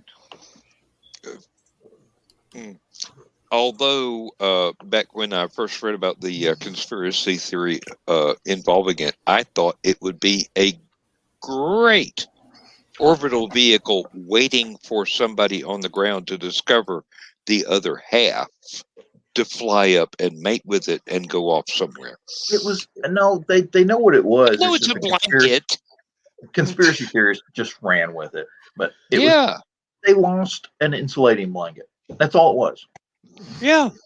And as it floated through space, it kept changing shape, and everybody said, "Hey, look! It looks like a chess piece." And somebody said, "It looks like a scrambled egg. It looks like a cup of espresso." You know, and it's been there for 10,000 years, and it's sending off radio signals. Excuse me. I have to admit, I may have used that as part of the inspiration for Eyes to the Sky. That was part of what the late night conversations amid young geeks trying to decide what you think that is with no information to back it up. Mm-hmm. Somewhere where 3 a.m. meets about 6 liters of Mountain Dew and the pizza grease is getting cold. Dude, I'm telling you, it's a system and it's waiting, right? When we hit a certain technical level, rockets fire, bam, knocks us back to the Stone Age. That's why when I decided to adapt it for story purposes, I made it into something waiting on the good guy. I basically borrowed it to be the remains of an experimental defense system that sends robots that basically turn all your mechanized equipment against you as like zombie mechs. Hey, I think I saw that movie. Didn't it have a truck with a Green Goblin face? No. It had Tom Selleck in it, and the lead singer from Kiss. Gene Simmons? And no, Ace Frehley. And the lead singer from Animotion. Really? I wasn't aware of that. And That was before it. Blonde. That was before Animotion came out. No. Gene Simmons was in it, and Tom Selleck was in it. Runaway. And Christy was in Star Trek. Christy Alley? Yes. The one, Christy Alley. Okay. Back in the good old days. Yeah, I was gonna. Okay, so Gene Simmons is not the lead singer of Kiss, but no. Yeah, sure. He plays bass, but Paul Stanley is. He's the Ace main Frehley? businessman. No, Ace All I know is lead it's guitar. not. I know it's not. I know it's not Gene Simmons, and I know it's not Peter Criss because I Paul know Stanley. they're the two that I actually know who they are. They're the only two that I. Gene Simmons was the bad guy, so I wore out all of the individual albums from Kiss. So. Right on. You have my sympathy. No, they were actually pretty good. Well, they were half good. But, Would you guys ever see Trick or Treat? I've done it a few times. No, the Paul 80s. Stanley. Thank you, Bill. The 80s horror film, Trick or Treat. Nope, never seen it. Fantastic movie, right? It's there's Gene Simmons and Ozzy Osbourne have cameo roles in it. But it's you can do it, Ozzy. Bite his head off. But it's got anyway. It's got keep going. Going. It's got Mark Price from Family Ties, right? This is pretty much right after he was, because he was a child star and this is about teenage years at this point, right? He plays the main character of this film. And he's this metalhead in the 1980s who's obsessed with this Alice Cooper style shock rock artist. named Sammy Kerr, and Sammy dies in a mysterious hotel fire, right? And they're like, how he's devastated because his hero, because they went to the same high school and everything, and he idolized this kid, this rock star, right? So he's all bummed out and he's depressed, and he goes to go see his friend who works at the radio station, the guy that's played by Gene Simmons, and Gene's got some acting chops on him. I didn't even realize it was him at first until I knew he was in the movie somewhere. Yeah. Ozzy's easy to spot. He plays a TV preacher. It's hilarious. But okay, now I do know which movie you're talking about. But That's funny. Gene Simmons' character is he just doesn't look or sound or anything like Gene Simmons. And then you see the credits and you're like, oh my god, that was Gene Simmons. Holy shit. Right? But he's got some acting chops on him. Like, he does a really good job in the role. But as the story goes, he has the test pressing of Sammy's final record that was about to be released before he died. And now, because he's dead, they said they're not going to release it. So he's like, this is the only copy in existence. And, Sammy would have wanted you to have it. And so he gives him the copy of the only remaining copy of this record. And it's not PVC, it's acetate. So it's big, heavy, test record, right? And so he has the master copy of this record. No one else is supposed to have it. And it's got backmasked messages on it from Sammy. And when you play it backwards, it allows him to come back from the dead. Oh, okay. So it's basically if you thought Nightmare on Elm Street 4 was the MTV horror movie, you haven't seen Trick or Treat, because it is seriously the most rock and roll thing ever. And it's awesome. It ended up becoming one of my favorite movies of all time when I first saw it. I didn't even know about it. I'd seen it, the DVD cover that you'd see at like truck stops and stuff, where it's like Trick or Treat starring Gene Simmons and Ozzy Osbourne, and it's like tour pictures of them. And it looks like the worst movie ever. But then, like, if you actually watch the movie, you're like, oh, this is actually really good. Like, it's excellent film. And it's got some gnarly scenes in it. And Sammy Kerr, by the way, is played by Tony Fields, who was a solid gold dancer, right? And he worked with like Michael Jackson. He was in the film version of A Chorus Line, right? Amazing, like just absolutely amazing dancer. He did all of his own choreography and some of his own stunts in the film. And it's crazy because he's like 6 foot something. Like, he's gigantic. Just this tall, like, imposing man. Is very when you see him in the movie, it's like he's a presence, right? And he's very good in the film too. Just very expressive, because he doesn't talk a whole lot in the film, because he's the killer and stuff. So he has a very expressive face, and a lot of the stuff that he does in the movie is very expressive. What the hell is that noise? I just dropped something. And you've messed up your microphone. Okay. The thing about Tony Fields, like, he passed away in 1995, right? It's so sad because that movie was awesome, right? And yeah, it came out in the 80s and everything. But it was just that good of a film that I was like, dude, we should have gotten a proper sequel to Trick or Treat. Like, it was a good film. Came out the year I was born. Awesome movie. If you guys haven't seen that movie, I highly recommend checking it out. Oh, okay. Right, Well, that actually, feedback noise is getting a little annoying, I want to point out, by the way. do what? That feedback noise is getting really annoying. What feedback? I'm not hearing any feedback. Sounds more like a 60 cycle hum. Yeah, Like somebody's audio cable is close to an electric cable. It happened when you dropped something, Joe. I'm assuming it's on your end.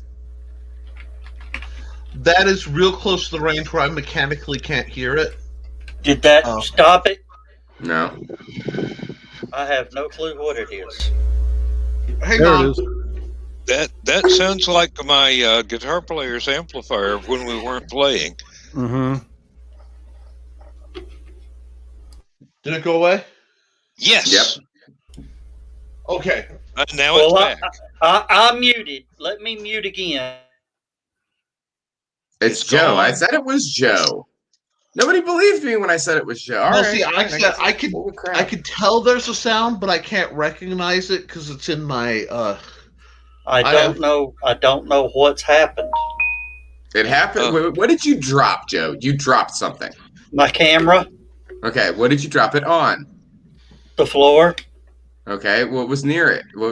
Because as soon as you dropped it, that's when the noise started. I don't hear it anymore. Now I hear it. It's Because that was a really loud noise when you dropped it. You sure you didn't bang the microphone or something? Okay, A flat, maybe Yeah, just dropped a cheap ass camera. it's not high enough to be a B. Okay, then it's not me. We said it wasn't you like 3 times, Nick. Well, I'm gonna triple check because technology hates me with an unabided passion. And it is gone. Well, that's because Joe left. Yep. Sure, that means I can turn my ceiling fan back on. But Hey, did that make it help it go away? While you were gone, yeah, you came back. I can hear it again. You can barely hear it now, though. Yeah, Okay. it's So there, really, though. really quiet now compared to what it was just a couple of seconds ago. so I have a question. Aside from this being the wrong color, it was Star Wars Day. What's you guys' favorite thing about Star Wars? And I'm gonna cut that out so that the noise doesn't get Joe banned.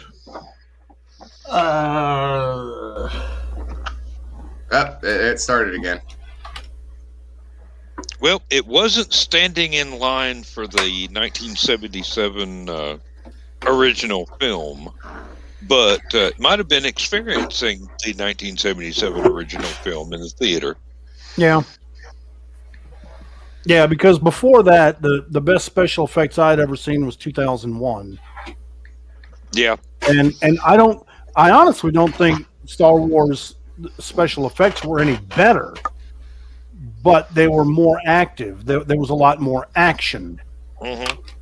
So that was the first time I'd seen action plus high grade special effects together. And Oh, Well, high grade for the time, but yeah. well, yeah. And the Miniatures are always better computerized than camera, CGI. so that they could do the multiple shots of different models and paste them in. Even though after a while, when the prints got a little bit of age to them, and you saw it again, you could actually see the outline of the mat where things had been spliced in. But you couldn't really tell at the time with a brand new print. Oh wow! I remember when I first saw the first theater advert for Star Wars when there was only going to ever be one. Mhm. It was during Tommy in quintaphonic sound, and it was cranked way up in the theater for that. And Tommy was really good, but I'm sitting there going, "What is this advert?" And I've got to see that. I've got to see that. And I swear to this day, I thought I saw scenes that wound up 2 or 3 movies later when those sequel movies had not even been proposed, much less filmed.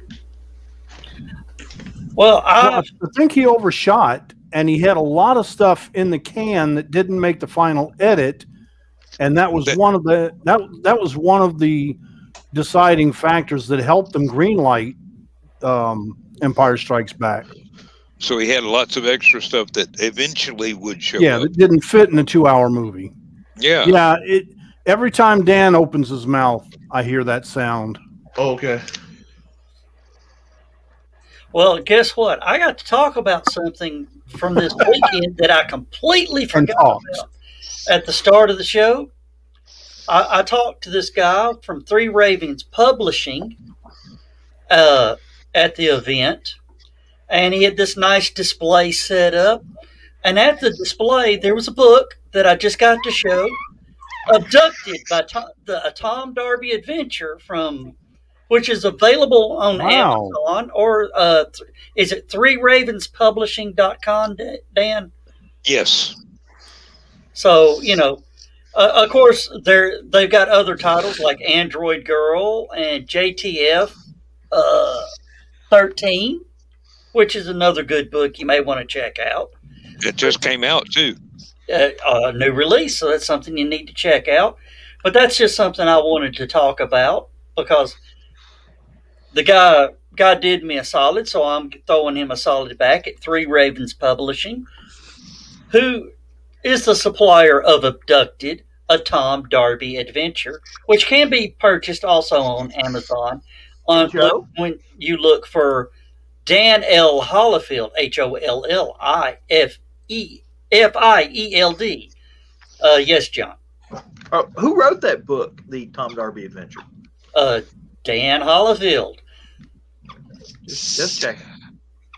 And there is a prequel in the works if I could ever get over this damn depression and get back to work on it. And see, Dan, I surprised you again, didn't I? Yes, you did. I never expect that. I never expect that. And especially when I throw it up with some of the other books from Three Ravens Publishing. Joe, you know what you haven't done in a while?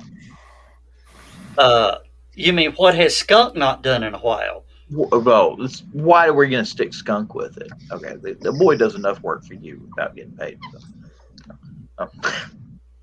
Well, I mean, if you want to pop it up there, I don't think I can do it in 30 seconds or whatever like I used to. Well, but just do it. Just take your time because I need to. Let Nick do it. Yeah. No. What? I bet Nick can beat Skunk's record. Probably not. There we go. Go for Skunk.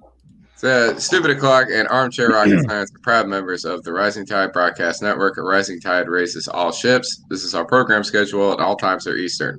Sunday, Comics, Chaos, and Sass at 10 p.m. on Facebook. Monday, we have Nevermind the Furthermore at 10 a.m. on Facebook and YouTube. Tuesday, Clever Title Pending at 8 p.m. Facebook and YouTube. The TED Talks at 10 a.m. on YouTube. Wednesday, Nevermind the Furthermore at 10 a.m. on Facebook and YouTube. Thursday, we have TED Talks, 10 a.m. on YouTube. Comic Book Spectrum at 7 p.m. on Facebook. Creative as Hell at 8 p.m. on Facebook and YouTube. And Stupid O'Clock, 9 p.m. on Facebook and YouTube. Friday is Nevermind the Furthermore, 10 a.m. Facebook and YouTube. Drinking with the Davies, 6 p.m. on YouTube. Michaela Jade's Tidbits and Scribbles, 7 p.m. on YouTube. And the Historical Fencing Guild at 8 p.m. on YouTube. Saturday will be Stupid O'Clock at 11 p.m. on Facebook and YouTube. And our wild card show, Armchair Rocket Science, will air whenever it launches, are scheduled by NASA, SpaceX, or Blue Origin on Facebook and YouTube. Please visit www.facebook.com/Rising Tide Broadcast Network for more information. Nice. Oh, yeah. Yep. Now, there's one thing I do like to mention anytime somebody brings up the book.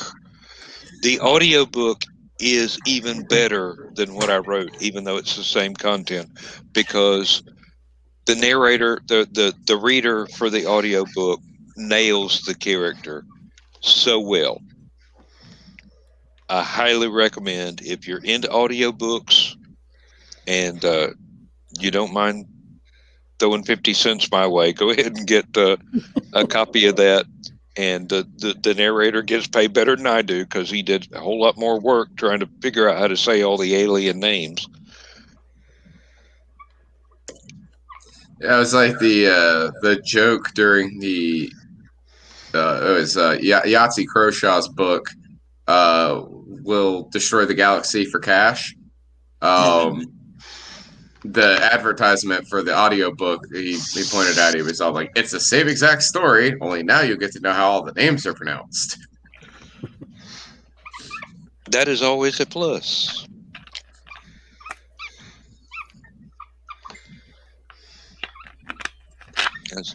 Somebody's chihuahua needs oiling. Oh wait, that's Nick writing on the on his dry erase, dry totally erase not board, yes. racist board. Will, what does that say about the ones that we had in school back in the 60s? Ah, you mean the blackboard? Well, some of them were fuchsia, but I had a green board. some of them were fuchsia colored, actually. I never saw one that color. I did go to school in Tennessee for several years, so slackers. I've seen black, I've seen green, I've seen fuchsia, I've also seen blue. Blue is one I've never run across. Blue board sounds painful. John, what was that crazy look you gave just a minute ago? I don't know which one. Oh, but the dry erase board?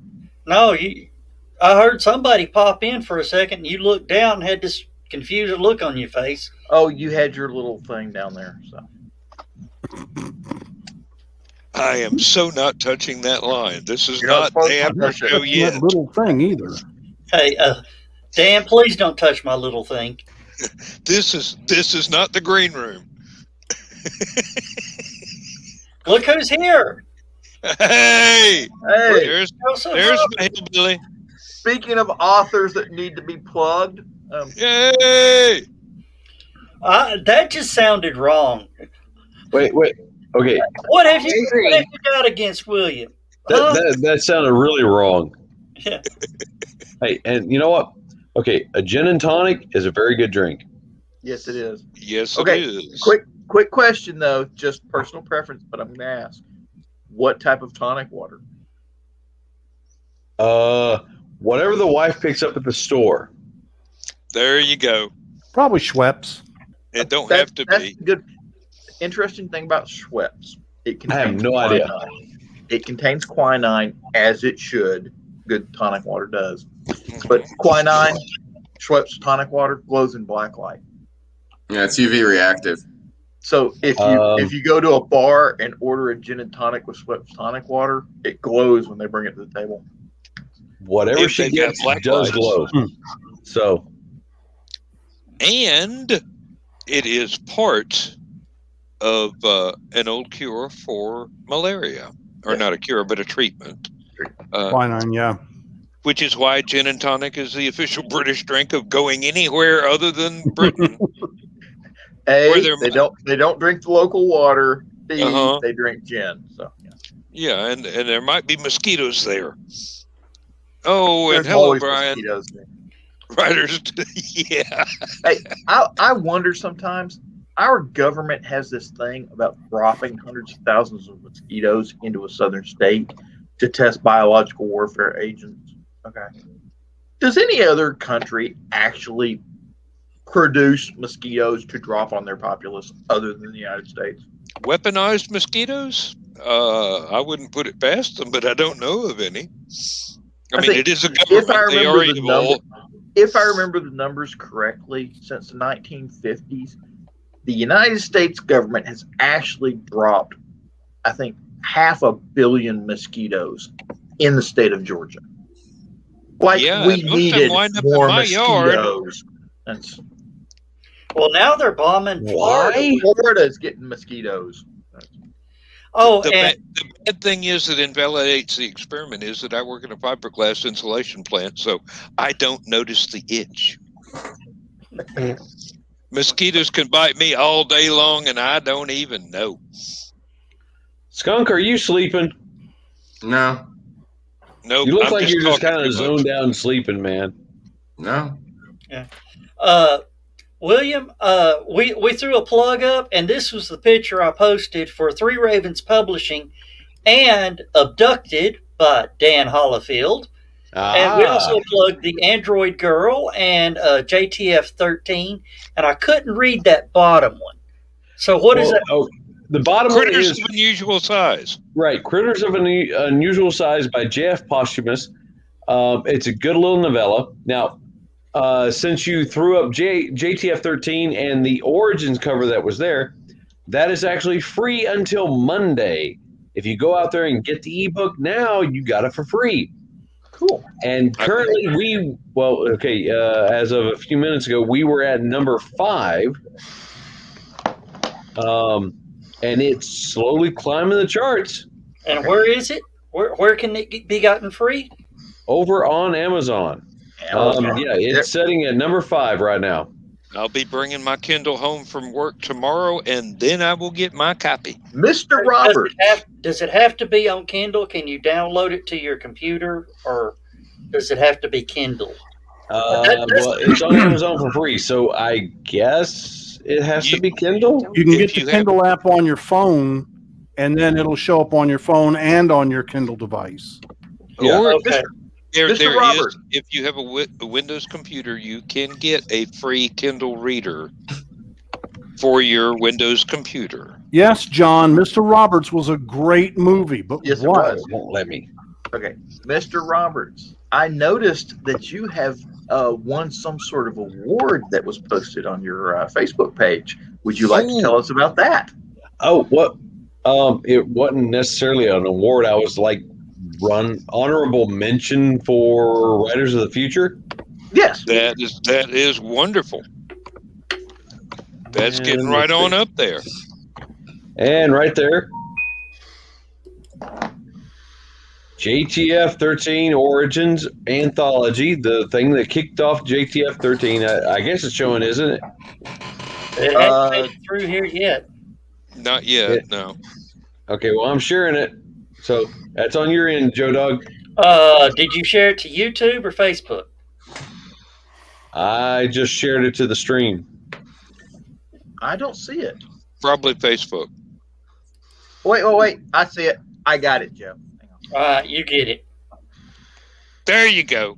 All right, so right there, we're setting at number It was 5. the bottom line. Yeah. Set at number 5 right now on anthologies and short stories. Hey, if that thing hits number 1, I am not going to complain one little bit.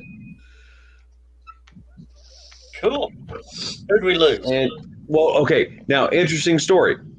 Okay, so I wrote the first novel in the JTF series called Widowmaker, based around It is excellent. air crew and ground crew just after the Normandy invasion, dealing with gremlins in France, and centering around like a P-61. I love that aircraft. It's just a beast of an aircraft. Oh, God, yes. So the next novel in the JTF series is called Sea Serpent, which if I can pull up the image, I'll show you, by John Stacy Worth.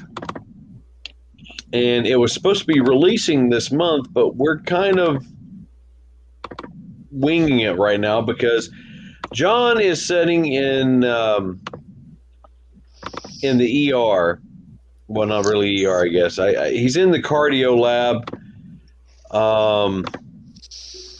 He's supposed to be getting bypass surgery tomorrow. Well, best It of was luck. a random happenstance. He wasn't feeling good. The wife got him to go to the doctor. There you go. I'm sharing the cover for his. He's been doing edits. I guess he's sitting in the hospital bed doing his edits because I keep getting these notifications from Google Docs that he's resolving this stuff. I'm like, well, okay, dude's doing his diligence before he goes to the surgery. He's probably bored out of his mind. He's probably bored out of his mind, but there's the cover for Sea Serpent by John Stacy Worth. It will fall into the legacy novels for JTF. We have decided to split the series into modern day and our legacy stuff. Yeah. So I got a question about the one about the Gremlins. Okay. What'd you say it was? P6? Widowmaker. P-61 Black Widow. P-61 Black Widow. Okay. Is one of the crew there a Bronx fella with long ears? grayish skin? No.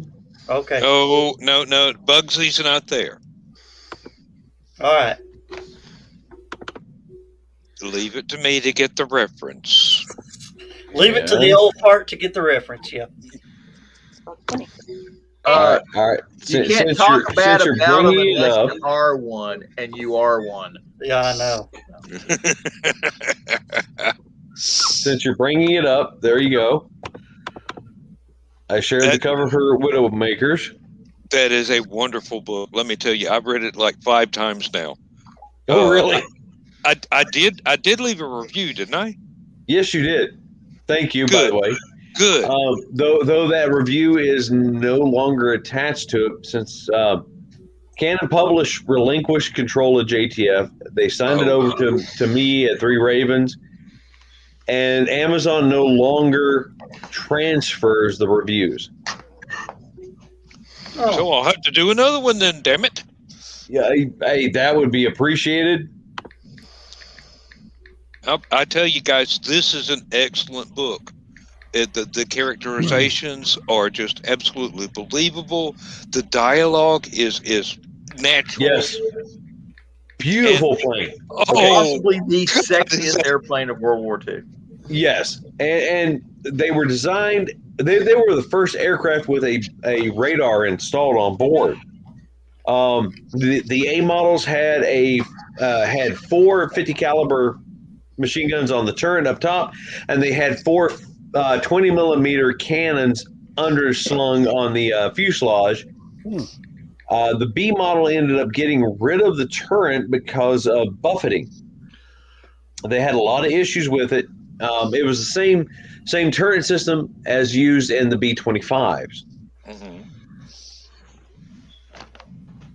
I love research. You learn a lot of shit. And okay, the P-61 was one of the very first aircraft to have it's a spoiler type aileron. So instead of a standard drive surface that pivots, it's a curled piece of metal that actually hooks its way out of the fuselage. Which you see in most modern jet airliners. Yeah, it works like this, and it's got these holes in there to allow airflow, but because it just rolls There's out. no room behind me, Tony. Puppy loves his mama, and he's trying to climb in behind her to snuggle. There's no room, Conan. But it was one of the very first rolling aileron aircraft. Oh, cool. It's a beautiful piece of machinery. I noticed a clear glass appendage on the rear of the fuselage. That is But your there's radar. a horizontal stabilizer in the way. That wasn't a gun turret, was it? No. That's your radar and radio guy.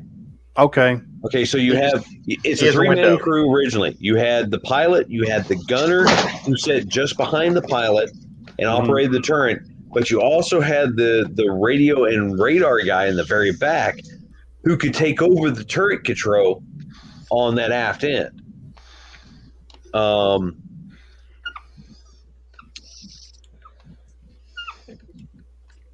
I love your descriptions of the mechanical workings of the plane.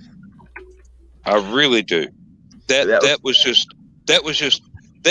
added a little extra spice to the story, knowing that this was some accurate stuff being relayed here as to how the thing actually functioned. Well, now see, I did my due diligence on research, and during the time that I was writing it, I actually went down to the Warner Robins Air Museum, and they let me play with the B-17. I was turning wrenches on it. Actually installed the brake lines on that one down there, but they also let me climb around inside of a B-25 and an A-26. So I got some hands-on time playing with aircraft, Mm-hmm. I remember Pensacola Naval Air Station used to have a museum, and I have to guess it's still there. I haven't been there forever, but they actually had one of the Sperry turrets from a B-17 that they would let the kids crawl into. You had to go up this ladder, crawl down into it. They would actually let you play with the turret. It had the 250 calibers in it, and just they wouldn't let the adults get in the ball turret because they were too big, and they were afraid the adults would weigh too much and break the thing. But they would let the kids play with it. Now, to get into the ball turret or the tail gunner position on a B-17, you had to be a small person. Yes. Okay, my grandfather on my dad's side, he was one of those. He was a tail gunner on a B-17. Unfortunately, the man had a lot of issues after the fact. But he was a small man. And, the bombardier, you couldn't be very big to get into those areas on the aircraft. Yeah, Lewis actually took a flight on a 17. On a 17 and a 24. And believe me, none of those positions are made for a guy 250 pounds. Yeah. Just getting from the rear up to the cockpit and traveling down the little catwalk between the bomb racks, that was a squeeze and a half for me.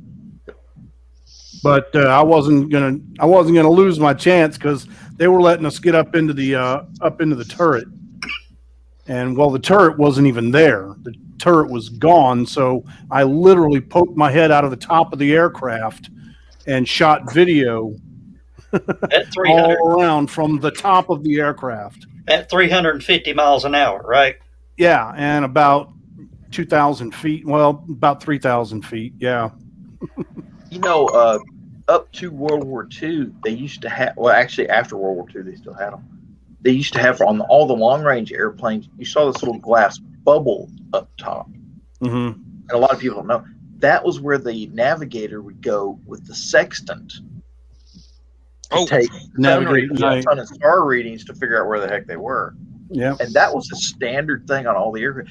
But it's kind of funny, after they quit using sextants, that was like it was like a tourist attraction. Hey, you want to go look through the bubble? Because there was a British airliner, I can't remember if it was jet or propeller, but right after World War II, it had one of those for doing, because it was a long range aircraft. They had one for doing navigation, and it wound up because they had the cabin. The cabin was pressurized. That was a fatal flaw in that aircraft. That thing, when they pressurized the aircraft, it would pop that bubble out of the fuselage. And apparently it caused a couple of crashes and wound up killing the airliner. I think the last airliner to have that feature was the Constellation, wasn't it? The Americans had the Constellation, but this was an old BOAC aircraft, and I can't remember what it was right offhand. But And also, they had the square windows that were. Oh yeah, before they figured out that they had to have curves on the corners. There you go. Sharing something for you to look at. All right. You do it, Joe. Oh, Test wow. drive had all four Tracy guns, knows all what's 8 going on guns. there. I'd hate to be on the receiving end of that. So A lot of that people is those hated to be four. on the receiving end of that. That's the 450 cals and the 420 mils doing a bore sight. Oh, wow. Okay. With tracer. Yeah, with tracers, but man, that's got to be loud. Yeah. Okay, Yeah, Okay, just let's sitting in see. a hangar. okay, They had a special hangar with all sorts of sandbags and stuff in the backside of it and the targets just Mhm. for calibrating guns. There's an excellent scene about that in the Pearl Harbor movie with Ben Affleck, where they're testing the 4 guns on the P-40 he was flying. If you ever get it, the movie's horrible, but that's the one scene that's actually pretty good. And we got to hit it. We got to hit it. Are you hit?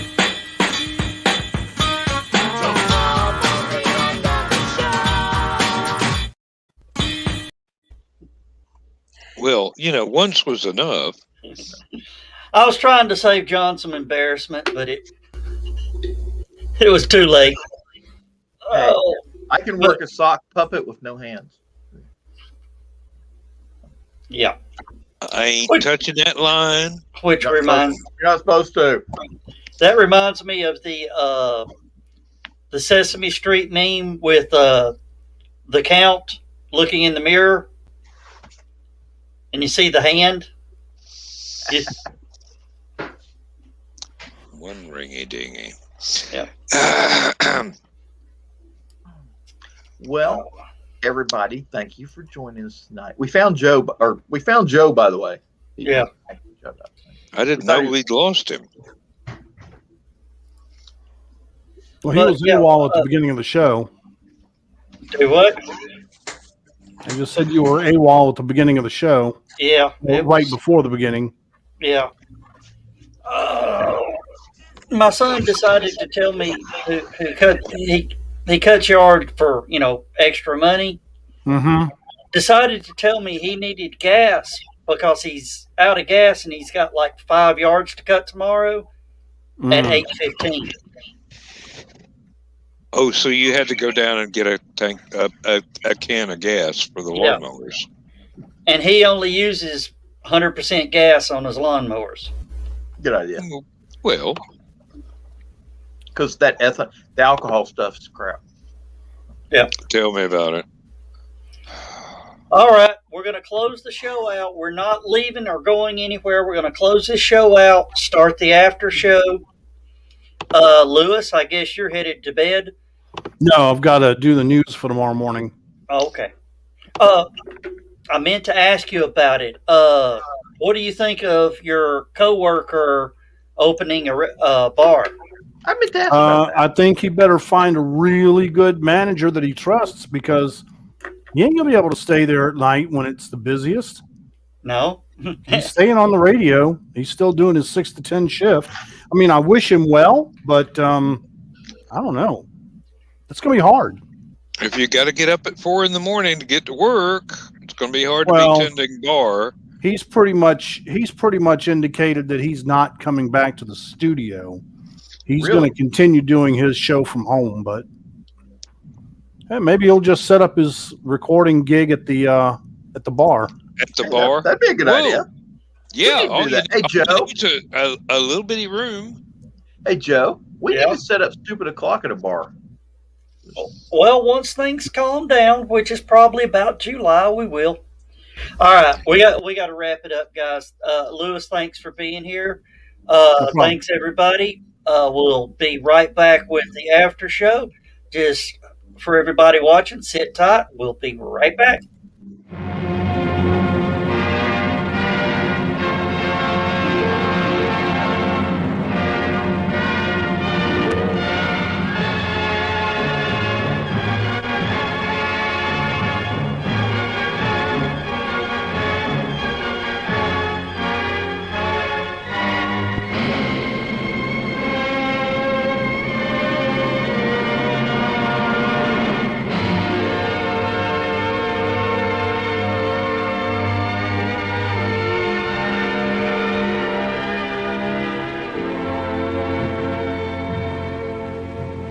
Oh, I have slept the surly bonds of earth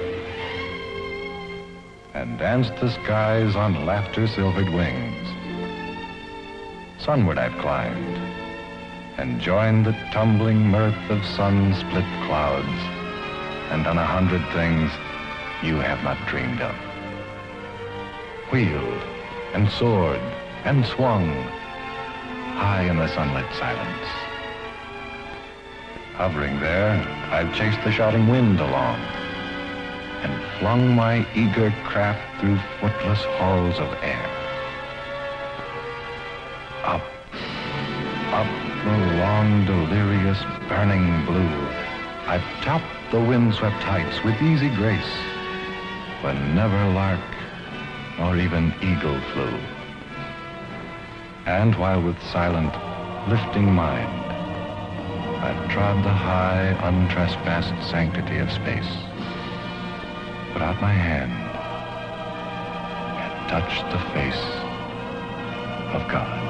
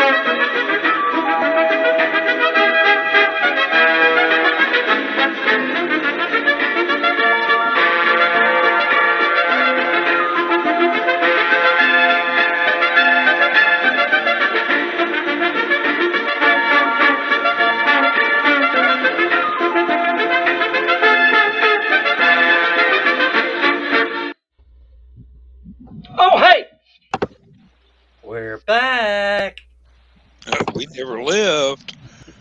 Oh, one of the nice things about High Flight is, and being a Hawkwind fan, actually, the F-104, in the prequel to the Tom Darby book, there is a chapter where he has to steal one in order to leave communist-controlled Germany across the Berlin Wall and try and get to France. And it was so much fun to write. Although I probably did the F-104 a disservice with the way I was using the Hawkwind references to describe it as a piece of junk. But Well, Hey, Dan, where's my stories at, man? oh man, I have been so depressed. I have not been able to be writing. I've been working on music because I can get it done in one day. But when I pull up the word processor, I get the blank page of death. Well, I got something to cheer you up. You like Hitchhiker's Guide to the Galaxy, right? Yeah. You like Doctor Who? Yeah. Hey Joe, share what Pull I'm that up. sharing. See that? John Drake. Oh, John. Yes, I'm in. John writes as good or better than Douglas Adams. This is his sci-fi timey-wimey novel that's going to be dropping June 1st. And I just finished reading it today. Oh my God. Any fan of Douglas Adams or Terry Pratchett is going to love it. Sounds fun. I've got to admit, Scott, when the editors get hold of the manuscript for this. Who's Scott? Huh? Who's Scott? That's William. That's William. He's got two names. He's got several names. Well, Hillbilly. Should I just change it to Hillbilly and be done with it? I don't know. It doesn't really matter. I mean, you were Scott when I met you, and that's how I think of you. Yeah. Now, you were talking about the F-104, Dan. Do you know F-104 has lore in the Trek fandom? Oh, that was the one that got. It was not Assignment Earth. It was. Is that the one that was tracking the Enterprise when they ended up landing in the atmosphere when they went back in time into the 60s? Yeah. Yeah, it's Okay. not. It's not All Our Yesterdays, is it? Now, did you know that the U-2 actually uses the same cockpit arrangement as the F-104? No, I did not know that. Yep, it's the same cockpit as the F-104s have. It was a shortcut. And Tom actually winds up delivering a U-2, but not doing anything with it other than flying it across the ocean. You know, the F-104 is the only aircraft that can punch the sound barrier without afterburner. Really? It's a tremendously versatile piece of equipment. Let me rephrase that. Until the F-22, until the Raptor. The Raptor can do it, but it has to be at altitude with a slow descent. Downhill with the wind behind it. Yeah. Yep. Oh. And then once they punch the barrier, then they hit the burner. I've got to tell you, there's some stuff in the manuscript that the editors are going to be iffy about. And I know, not being military, I have no idea the protocol of things. But when some guy from the CIA shows up and threatens to knife a loadmaster for a helicopter if he don't get his shit together real quick, I don't know if the base commander would be friendly with that. The CIA agent said it to a loadmaster. Yeah. It will be forgotten. that was kind of the point. He could do any damn thing he wanted to, and nobody would say a fucking word. Unless he was at the 4077th. Well, that's true too. I don't bring them in, but oh, Come on. Of course, talking CIA and all that, I still say the new Bill and Ted movie should have been where Keanu Reeves came back to save his friend from some mafia where he got tied up in some trouble. that would bring in the John Wick movies, wouldn't it? Yes. Well, what was it? I saw the meme where John Wick is actually the alternate reality where Ted went to military school. Yeah. Yeah. And there's another one for Scooby Doo exactly like that, where Shaggy went to military school. There you go, Joe. That Oh, is that a is- beautiful bird. That is a beautiful piece of. I swear. Now, the one that's in the high flight thing that Joe shows is an F-104A. The way you can tell the difference, that one's got the fuel tanks attached to wingtips. Mm-hmm. The A, they take the fuel tanks off and they put missiles out there on the wingtips. Mm-hmm. Yep. Or in the case of the video, it didn't look like missiles. No, it just had the rail. Yeah. Now, Dan, you're really going to get riled up about this. Do you know there's a group in Florida called the Starfighters? They have the last two flying F-104s. Oh, They wanted to move the Starfighters from Florida to Chattanooga, Tennessee. Who pitched a fit? The city council. why? Tourism. They were afraid the jets would make too much noise. Oh, bullshit. Well, they don't have baffles on those engines. So yes, they do make too much noise. But we've got a C-15 that the Air National Guard uses up here as their courier aircraft, which is basically the Air Force version of a Learjet. And because it's the U.S. Air Force, they're not required by law to put baffles on any of their jet engines. You can hear that damn thing screaming over Chattanooga every damn day. It flies to Atlanta to get orders and paperwork and stuff like this, and it flies back to Chattanooga. We're riding the flight path of the airport. Yeah, We that's see everything coming and going, man. Mm-hmm. actually, John, what that is a cargo trainer. Those birds that you can see up to 3 of them flying at a time. They're cargo trainers.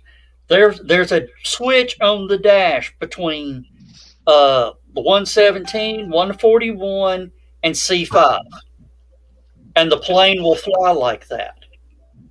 And the thing is, you hear it whistling, and it sounds like an incoming bomb or incoming mortar.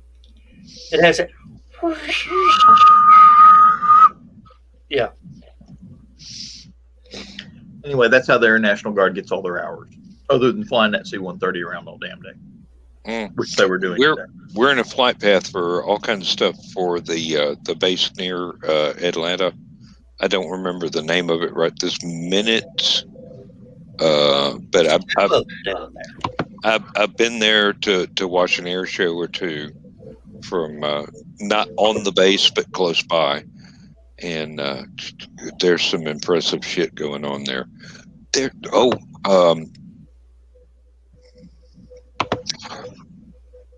was we went out to Albuquerque, New Mexico, to watch Lindsay's boy graduate from college, and we just happened to be in a hotel real close to another air base there, and they had the tilt rotors. Oh, the Ospreys. Yeah, and they'd fly out and do something and come back about twice a day, and that was just absolutely beautiful. They also had a balloon regatta, So you got to see all these balloons go up and drift across. And thankfully, the airbase said, we're not going to shred those. So they let them get past before they went back to their normal schedule. So that was fun. William, did you see the launch yesterday? Yes. Well, I didn't watch it at the time. I watched it after the fact. They stuck that landing. It was awesome. Oh, man. I was sitting there pins and needles the entire time. I swear. I loved when it came down, you could see the engines and you could see the engines walking. Mm-hmm. Actually, it hit the ground before they killed the engines, and it actually slid 8 feet to the side. Because it was still had enough thrust to act like a hovercraft. Yeah. Well, I mean, that right there is what was written in the 60s and 70s as science fiction, and it's now reality. Priority 1 message from Starfleet coming in on secured channel. Shut up, phone. Somebody sending you a text. I knew it wasn't for me because it was an email. But that's just awesome because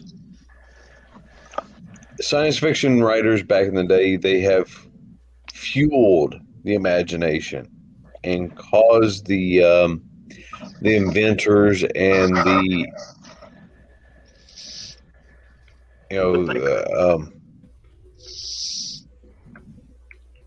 they've caused the shit to happen. I mean, shit. The cell phone. Mm-hmm. The cell phone came about because the dude wanted a communicator for Star Trek. He wanted an actual working communicator. Yep, and flip phones. That's where it started. He ended up with the brick to start with, but eventually he got the flip phone with the Motorola. Yep. Now here. I think Elon was definitely a fan of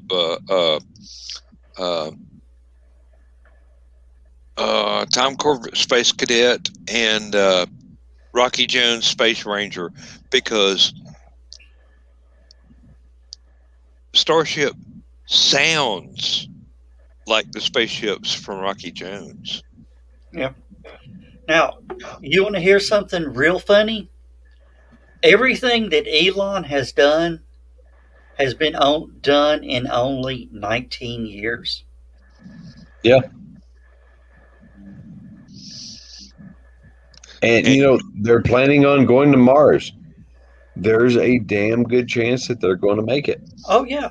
Well, now here's the funny thing. Their contract with NASA on the lunar lander has been suspended? No. Yeah, because Blue Origin and Dynetics raised all sorts of hell. So NASA has sent Elon the letter, cease all NASA production on the human landing system.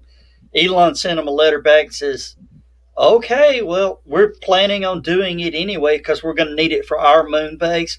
We're just going to continue, and we'll use that money that you're going to give us to improve our lunar base. Hey, there you go. It's going to be, we're going to do it anyway, so here's your choice. Yeah, really. You want your logo on it or not? Yeah, really. It's like you see Elon talking to NASA, and they said, "Yeah, we're going to pause that for a minute because we're doing some negotiations on the contract and all that." And you see Elon go, "Give me a second. Hey, don't put the NASA logo on it." Okay.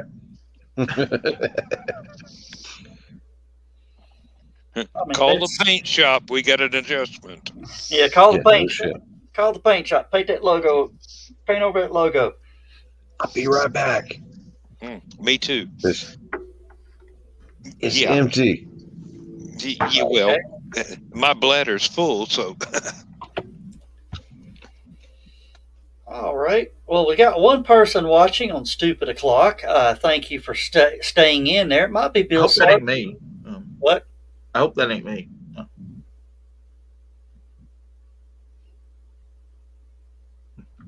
But Willow Schuyler and Bill Sartain gave us the big heart of love, and Kyle Aw. gave us a thumbs up.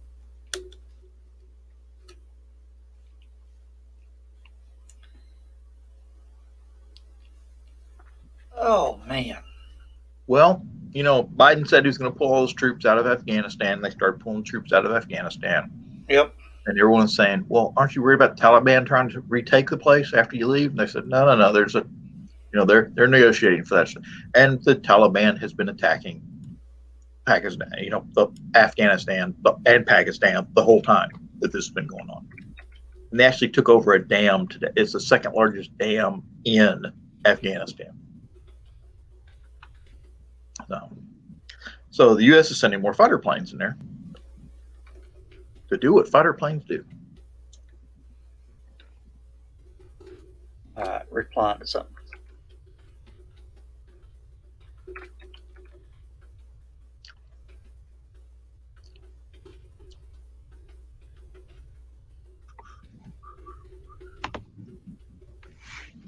All right, there's Roberts.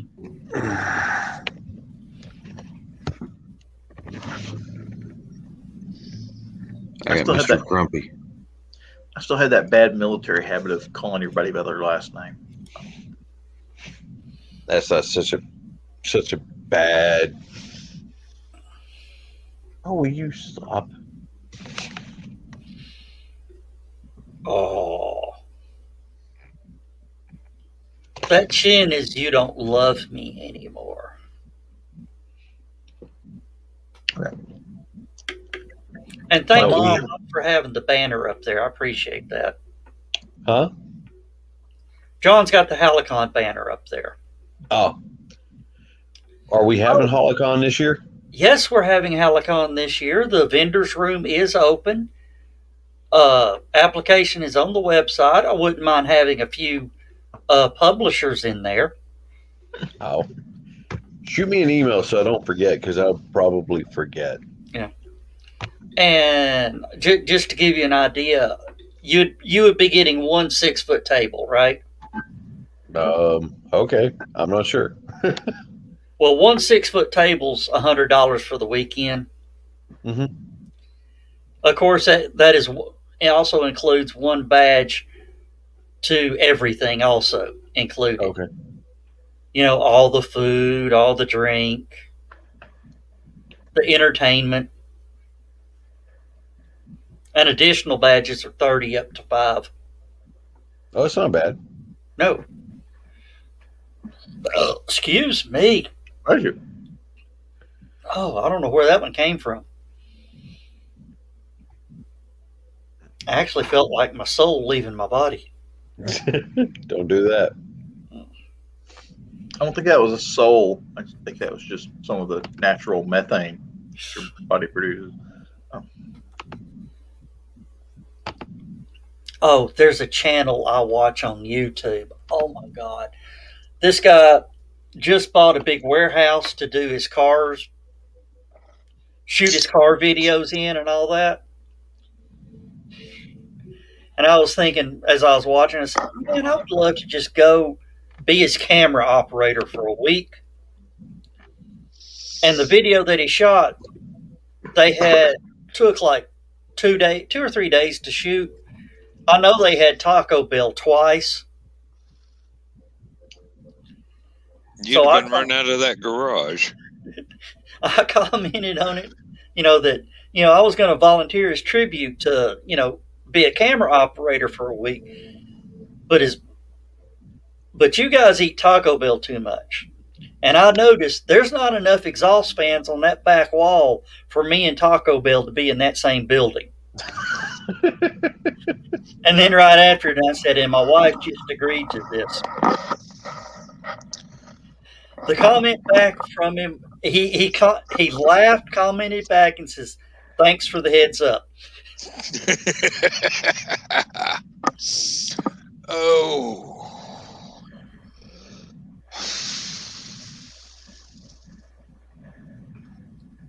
Oh. So you live out in the Brainerd area, William? Oh no, I'm down in Chickamauga. Oh, you're in Chickamauga. Okay. Oh, hey, he's on the other end of Ringgold from me. Okay. You said you was on the flight path, so I thought you were close to the airport. No, all that stuff comes in from Atlanta, flies right over Chickamauga, East Ridge, South Yeah. Max Smith Road, North Max. Everything coming in, unless the wind patterns are just right and they shift everything to a northwest landing, we end up seeing everything come through. So, I mean, You see it coming or we had some C-130s come through not long ago, and the A2s that the Navy trainers they come through and they do touch and goes every now and then. Yeah. Yeah, we're on some kind of training flight path here too, so we see a lot of stuff go by. Anything from cargo planes to actually there was a fighter plane that buzzed my mom and dad's house. I thought it was going to take the TV antenna off the top of the house. It was flying so low. I mean, I looked up and the thing's bigger than the school bus that I rode, and I'm going, that thing's close to the ground. Well, I was working out by the airport when the Blue Angels flew in one year. I'm not going to say the guy was low to the ground, but he had blue eyes.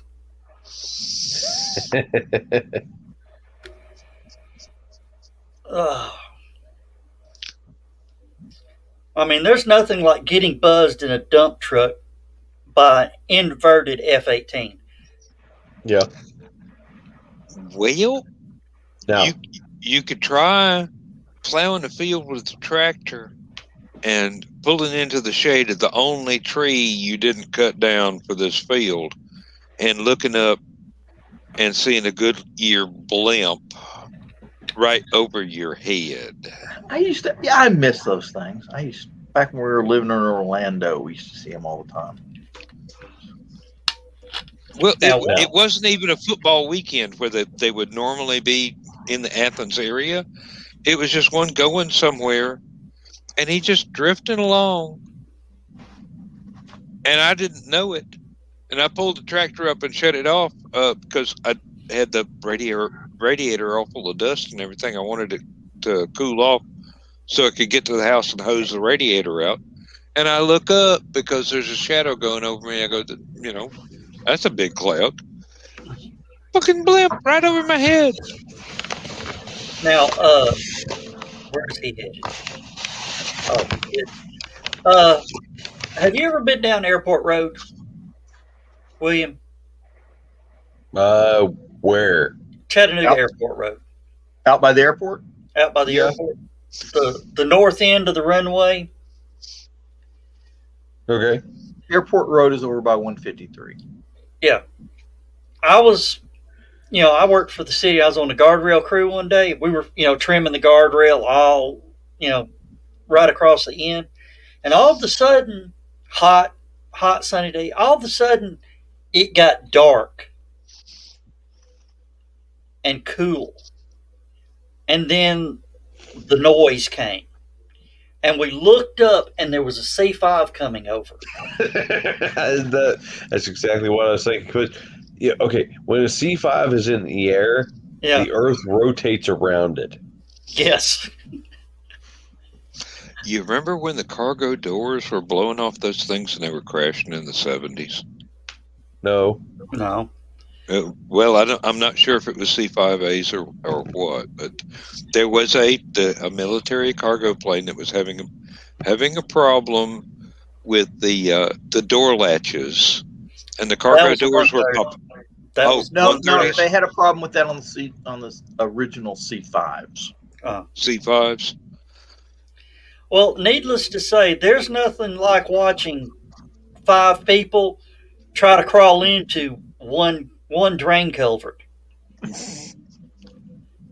Like I said, we looked up and is it moving? Oh yeah. Oh dear God.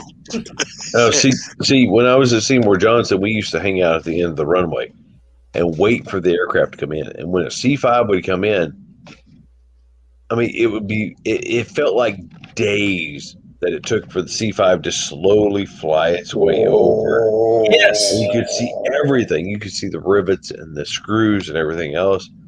And it was just absolutely epic. Now, if you go hang out at the end of the runway these days, the cops might show up and take you away. Don't do it. Not a good idea. Yeah, there it is. That's it.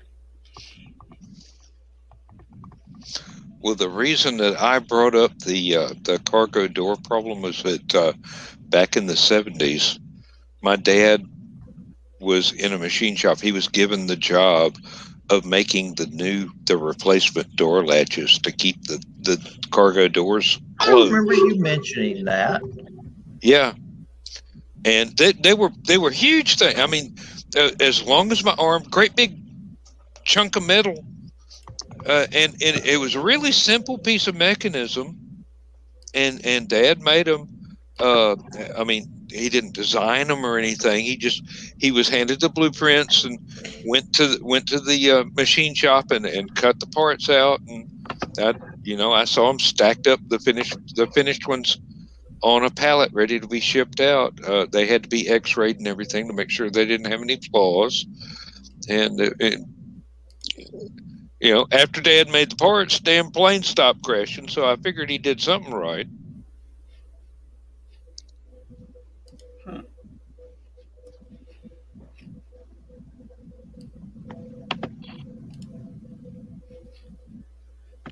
Oh, all I'm going to say is you guys need to be watching. I don't think William's part of the group, but the latest posts in the Secret Humor group. I wonder if the band will hit, if somebody's getting the band hammer before the night's over. Yeah. Whoa! I'll have to read what's going on. Somebody said something that was too much for Uncle Carl. So when are you adding me to this group? We'll ask permission. For Uncle Carl's secret group, you pretty much had to apply,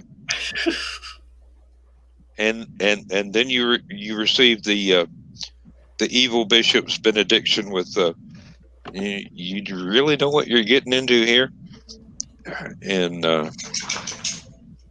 if you watch the Secret Humor group, you find out what kind of things that I try not to say in Stupid O'Clock, because all the brakes are off. Yeah. And they have prompted me to think of things that I can't say there. And Uncle Carl's going, "What can't you say here?" And I'm going, No, I want to keep my friends. I ain't saying a word. Speak, damn. Bless you.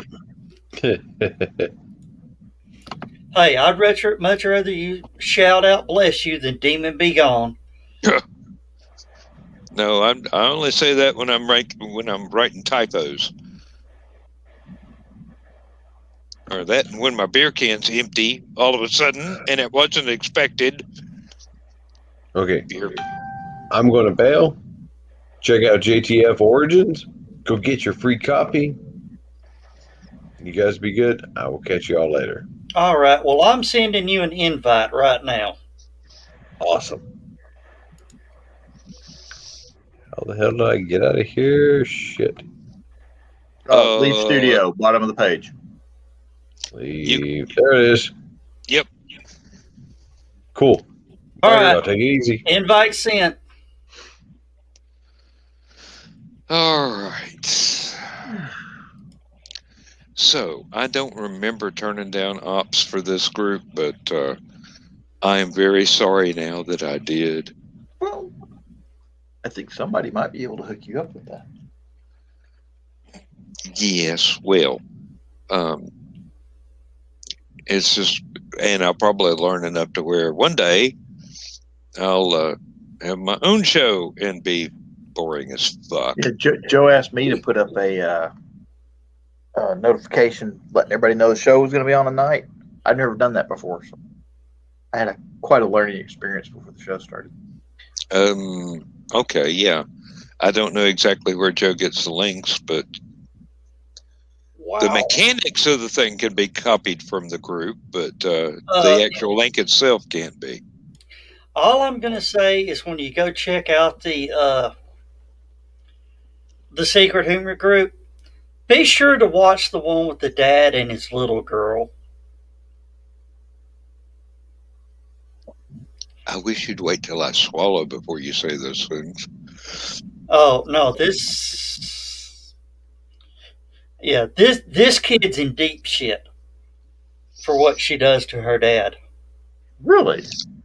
Yeah. I haven't raised a single child that didn't wind up in deep shit occasionally. And I can only say that because I didn't get to raise Lindsay's three, so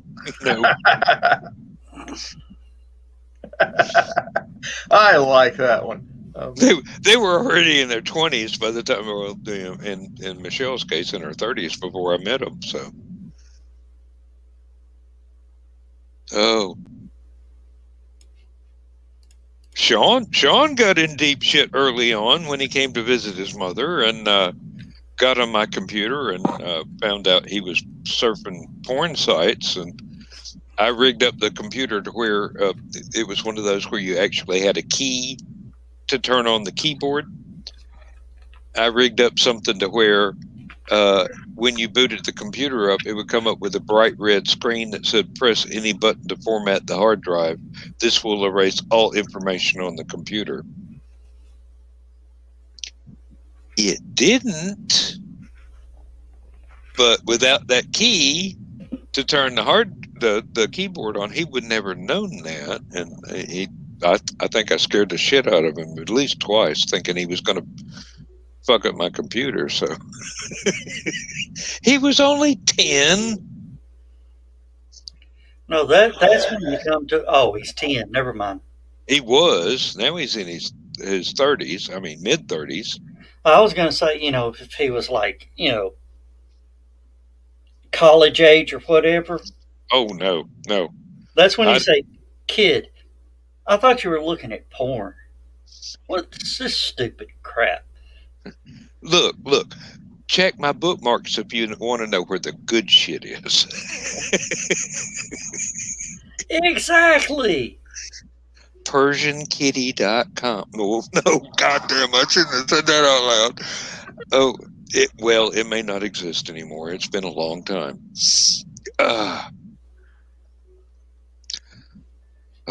Been a very long time. Oh, damn, guys, I am tired. Tell me about it. I still got one more day of work before I go on vacation. It's always the worst day, ain't it? Well, and today I got mistaken about what I had to do, and what I thought I had to do is not due for 2.5 weeks. Okay. First rule, do not mention to anyone tomorrow that you're going on vacation. You know why? If they realize you're going to be gone for 2 weeks, they'll try and pile up everything they possibly can on you to get it done before you leave. The only person that could do that had to sign my vacation form last week. Don't remind them. Just No. as you're leaving today at 5 o'clock, go. Well, I'll see you in 2 weeks. No, I'm one of those people. Preferably as you're getting your car out of the parking lot. Actually, I'm one of those people where the job description starts off with self-directed, does not need a supervisor, but I've got one, and I try. He's the best supervisor I ever had. I try and do anything he wants me to do, even when it's of questionable utility to the actual project. But I figure if he's got all this data, he can make himself look good to the higher ups in corporate. That's fine with me. I don't know how true the rumor is, but remember me telling you about where I used to work that people would just retire and not even notify the supervisors? Oh, Believe me, everybody knows let's see, what's today? The 6th? Yeah. As of yesterday, I have 33 months left. And I have told every single one of them, you want me to do something, you want me to train somebody, you've got 33 months. If you have to call me after I retire to come in and solve a problem or train somebody, it's $120 an hour consultant's fee. Well, I heard that yesterday one of the supervisors retired. Who the hell? Hold on, my wife's calling. I'll be right back. Okay. No, I've made it clear to them. I've got a training manual for my job. I've written it. Whoever comes after me, they're going to inherit all these spreadsheets and going to need to know which one to use for what. This is how you do this job. This is how you use that machine. This is how you print out this report. You know, no big deal. Anybody with half a brain can do it. Please hire somebody with more than half a brain. And my supervisor is cool with all this stuff, but I told him flat out. I told the plant manager, if you have to call me back to solve a problem, $120 an hour minimum, 6 hours. I don't care if I'm here for 15 minutes. You're gonna pay me for 6 hours a day. And they just look at me like, you think pretty highly of yourself. And I go, yeah, well, I'm replacing 3 management people to do my job. Duh. Hourly replacing management? Yeah, I think highly of myself. And you didn't know what you had in the other 38 years before I got this job. And then you found out he can actually work a computer and do spreadsheets. Oh my God. And can write a report. Simple shit.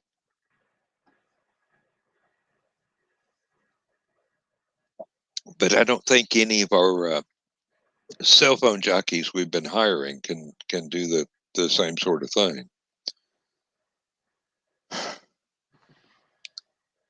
We got a few people that sit around and play World of Warcraft on the job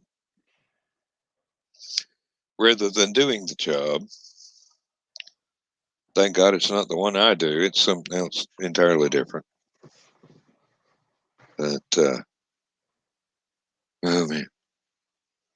What I wish I could do is hack the damn air conditioner in the break room so that the maintenance man can't crank it down to 60 degrees every day when it's just barely 70 outside. But they crank it down so low. I have opened up the refrigerator to get my lunch out, and it's warmer in the refrigerator than it is in the room. They turn the air conditioner down that low. I mean, it's got to be like 48 or thereabouts. I mean, perfect temperature for beer, but not a good temperature for me. We had this one classroom at our National Guard Armory. And they had one of those plastic boxes over the thermostat. Mm-hmm. And we'd go in there, and it'd be middle of winter. It'd be cold. I mean, you could literally, in certain parts of the room near the windows and doors, you could see people's breath because they just didn't have. You're trying to eat your lunch. You have to microwave it every 5 minutes. Your lips are turning blue. We went and got a 1 gallon Ziploc bag, filled it up with ice, and packed it up against the thermostat. You know how those things, those little plastic boxes have vents? Yes, all that's around? where we put it. Yes. Then later, of course, the government kind of got smart to that one because people were always breaking into those things and changing stuff. So they came up with one that you programmed it and then locked it, the Mhm. actual keypad thing. That's what we've got now. Same thing. We either in the summer, if the air conditioner wasn't running very well, I go get a couple of cups of hot coffee, put it right up underneath the thermostat, and the air conditioner come on. Or in the winter, if the heater didn't come on, we take the ice pack hanging on the thermostat, and it would. With the old thermostat we had, you'd get an aluminum, well, it was a welding rod actually, for a TIG welder or something like that, and you just put a little hook on the end and reach it up inside the plastic enclosure and do whatever you needed with the thermostat. Now it's all digital, and the maintenance men have learned how to lock it after setting it for, meat cooler temperatures. And I keep saying, why don't you put the thermostat for the break room in the plant manager's office behind a locked cabinet where nobody can change it, and have it set, someplace that humans can actually function? You can always take a can of compressed air in there. Well, now what I thought about doing before the maintenance men learned how to lock out the keypad was go ahead and set it for an actual temperature that can be endured by humans, and take the keypad off and put it in my locker the rest of the damn day. And now they have cameras everywhere. So you can't steal the keypad? No, but I still want to, because I actually had to go outside to take my last break today because they had it cold enough. I could see my breath. It was 70 degrees outside. Friend of And they mine, had the air conditioner cranked up. his kids kept fighting over the thermostat in the living room of their house. And he'd set it, and he put tape on it, say, "Do not touch the thermostat." Somebody'd always come in there and mess with the thermostat. So, I love what he did. He pulled the thermostat off, or well, basically unhooked it, but put it back on the wall, and ran another thermostat just for him in a different. I think it was in a closet in the living room, right behind the original thermostat. That was exactly the thing, and I was going to get to. You could have a dummy thermostat for the maintenance men to play with, but have the real thermostat locked up in the plant manager's office, where nobody could adjust it except for him. Hey, guess where the thermostat is for Walmart's? Right on the little metal posts that hold up the ceiling. Bentonville, Arkansas. Really? Yeah. All Walmarts? Yep. Well, that would explain why. Now, wait a minute. I'm pretty sure I've walked through Walmarts and seen thermostats in boxes on the upright columns. Those are the fake ones. Those are the fake ones. There is actually they're not fake ones. They actually read the temperature, but the control is in Bentonville, Arkansas.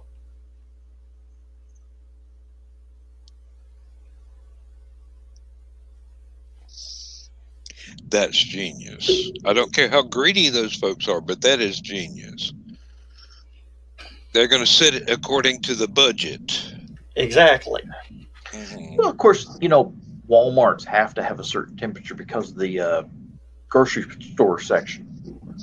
Yeah, but that most of that is in enclosed coolers or in the floor-mounted freezer boxes or whatnot. Yeah. So those have their own individual settings, but they don't, except for the overflow, they don't affect the actual environment. And that's just why what's in that area. Yeah, that's why in the summer it's hot in Walmart, and it's cool in the winter. I've never noticed that Walmart had a bad temperature Every time I've gone in there, it's comfortable. Yeah, same here. The only time I'm uncomfortable is when I'm walking in the frozen food sections. The only problem I've ever had at Walmart, rain. It's like that place turns into a swamp, because of the big doors and everything.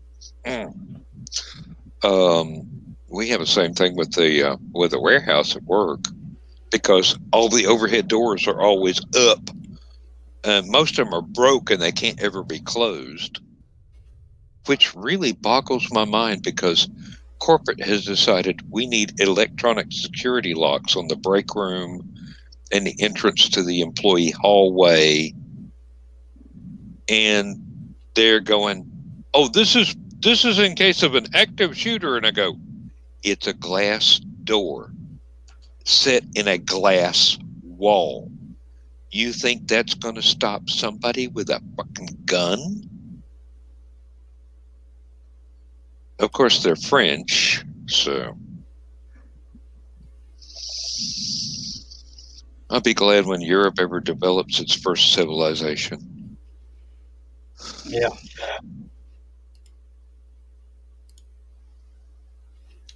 course, I could get fired for saying that there.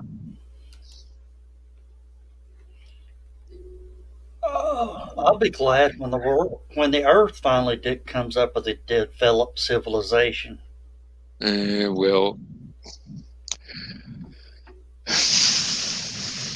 I was talking it'll probably earlier. be Sheldon Cooper.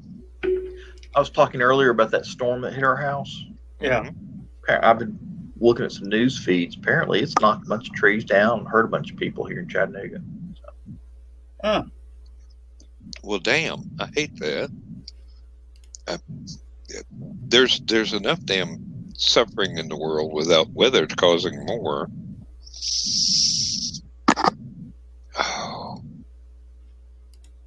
Oh man. I was reading about the difficulty of medical obtaining medical treatment in India right now. As overpopulated as it is, I'm wondering about that. India is basically the most populous country in the world. Yeah, definitely. And beats out China even. How is it that we're only just now hearing about COVID problems in India? Because most of it was dismissed as being trivial earlier, and now it's totally berserk. And India never did shut down. Yeah. No, and they've got some of the best doctors in the world, but they've got the worst budget for medicine. I mean, it makes the U.S. look intelligent. I got some medical news. Oh, what's up? And my daughter just posted up something about the baby. Oh, fuck. It's a girl. You're screwed. Yep. We're never going to see Grandpa again. You thought the damn Chihuahua had your ass whooped. You get a granddaughter, your life is over. Oh yeah. Papa, I want this. Papa, I want that. I'm gonna have to get a freaking job.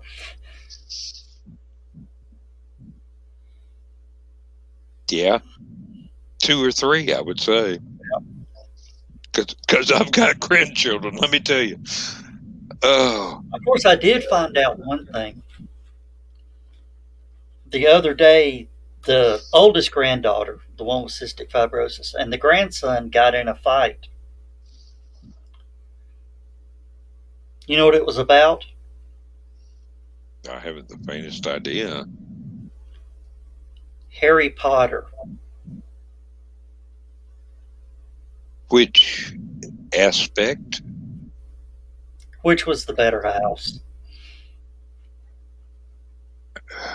The one that had pizza delivered. And I'm sitting there and I'm going, and what does their daddy think of this? It's killing him. No, he's Ravenclaw. I can tell. No, he don't believe in that bullshit. Reading books is a waste of time.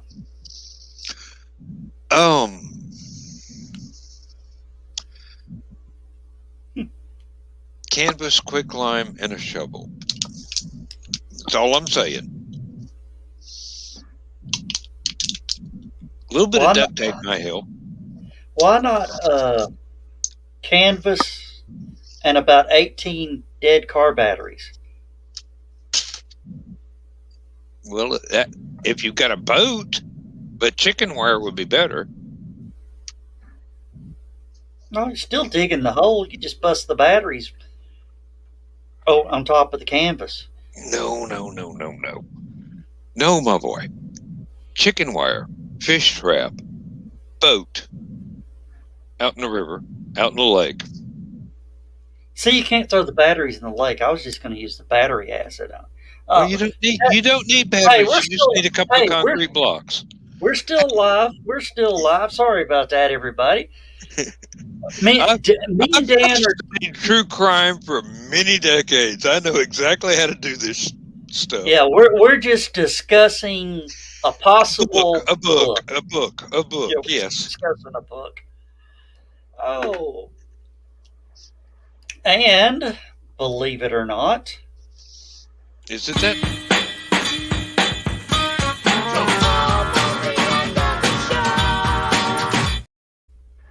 I swear the after show gets shorter every week. No, we're actually 5 minutes out. We have done 3 hours of total bullshit. Well, yeah, that's what you hired us for. Yep. And your payment should be coming soon. Which is also total bullshit. The IRS is actually asking me why they owe me money.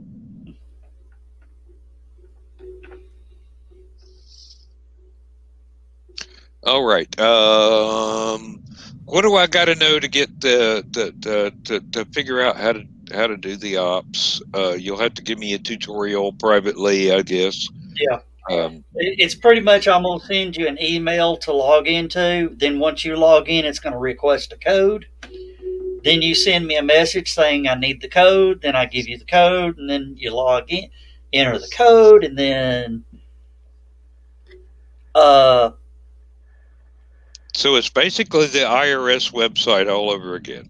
Damn near. But in June, I'm going to ask all of you to sign out, and I'm going to be able to reassign you administrative duties. Okay. Whereas I will have full control. See, right now, if John or Skunk get pissed, they could come in and delete every file. That's not quite secure.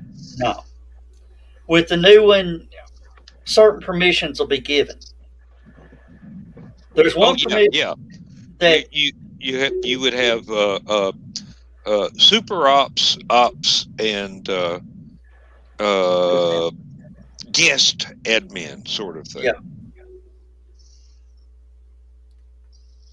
One will be, I think,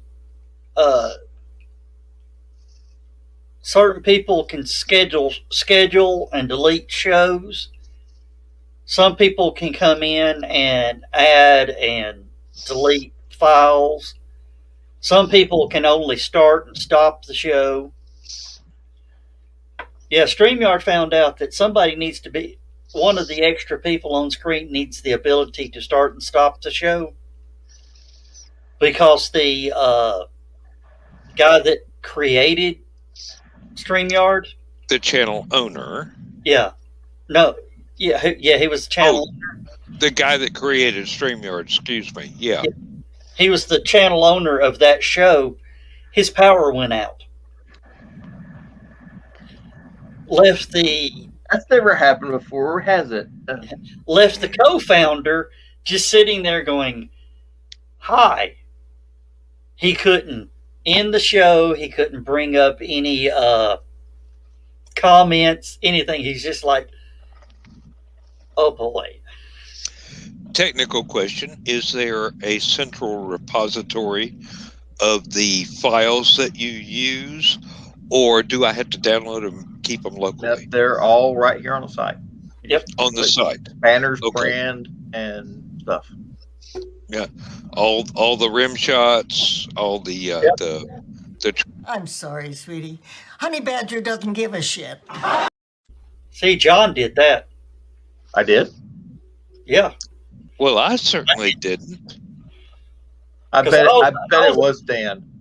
I know John did that because I was going to hit this one. Thanks, Dan.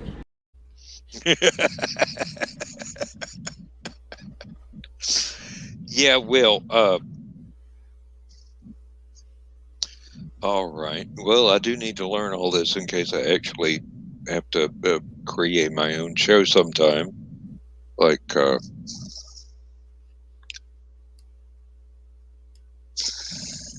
All right, we're at 59, so we're going to say goodnight, everybody. We got somebody in. Let me look real quick. Hey, me.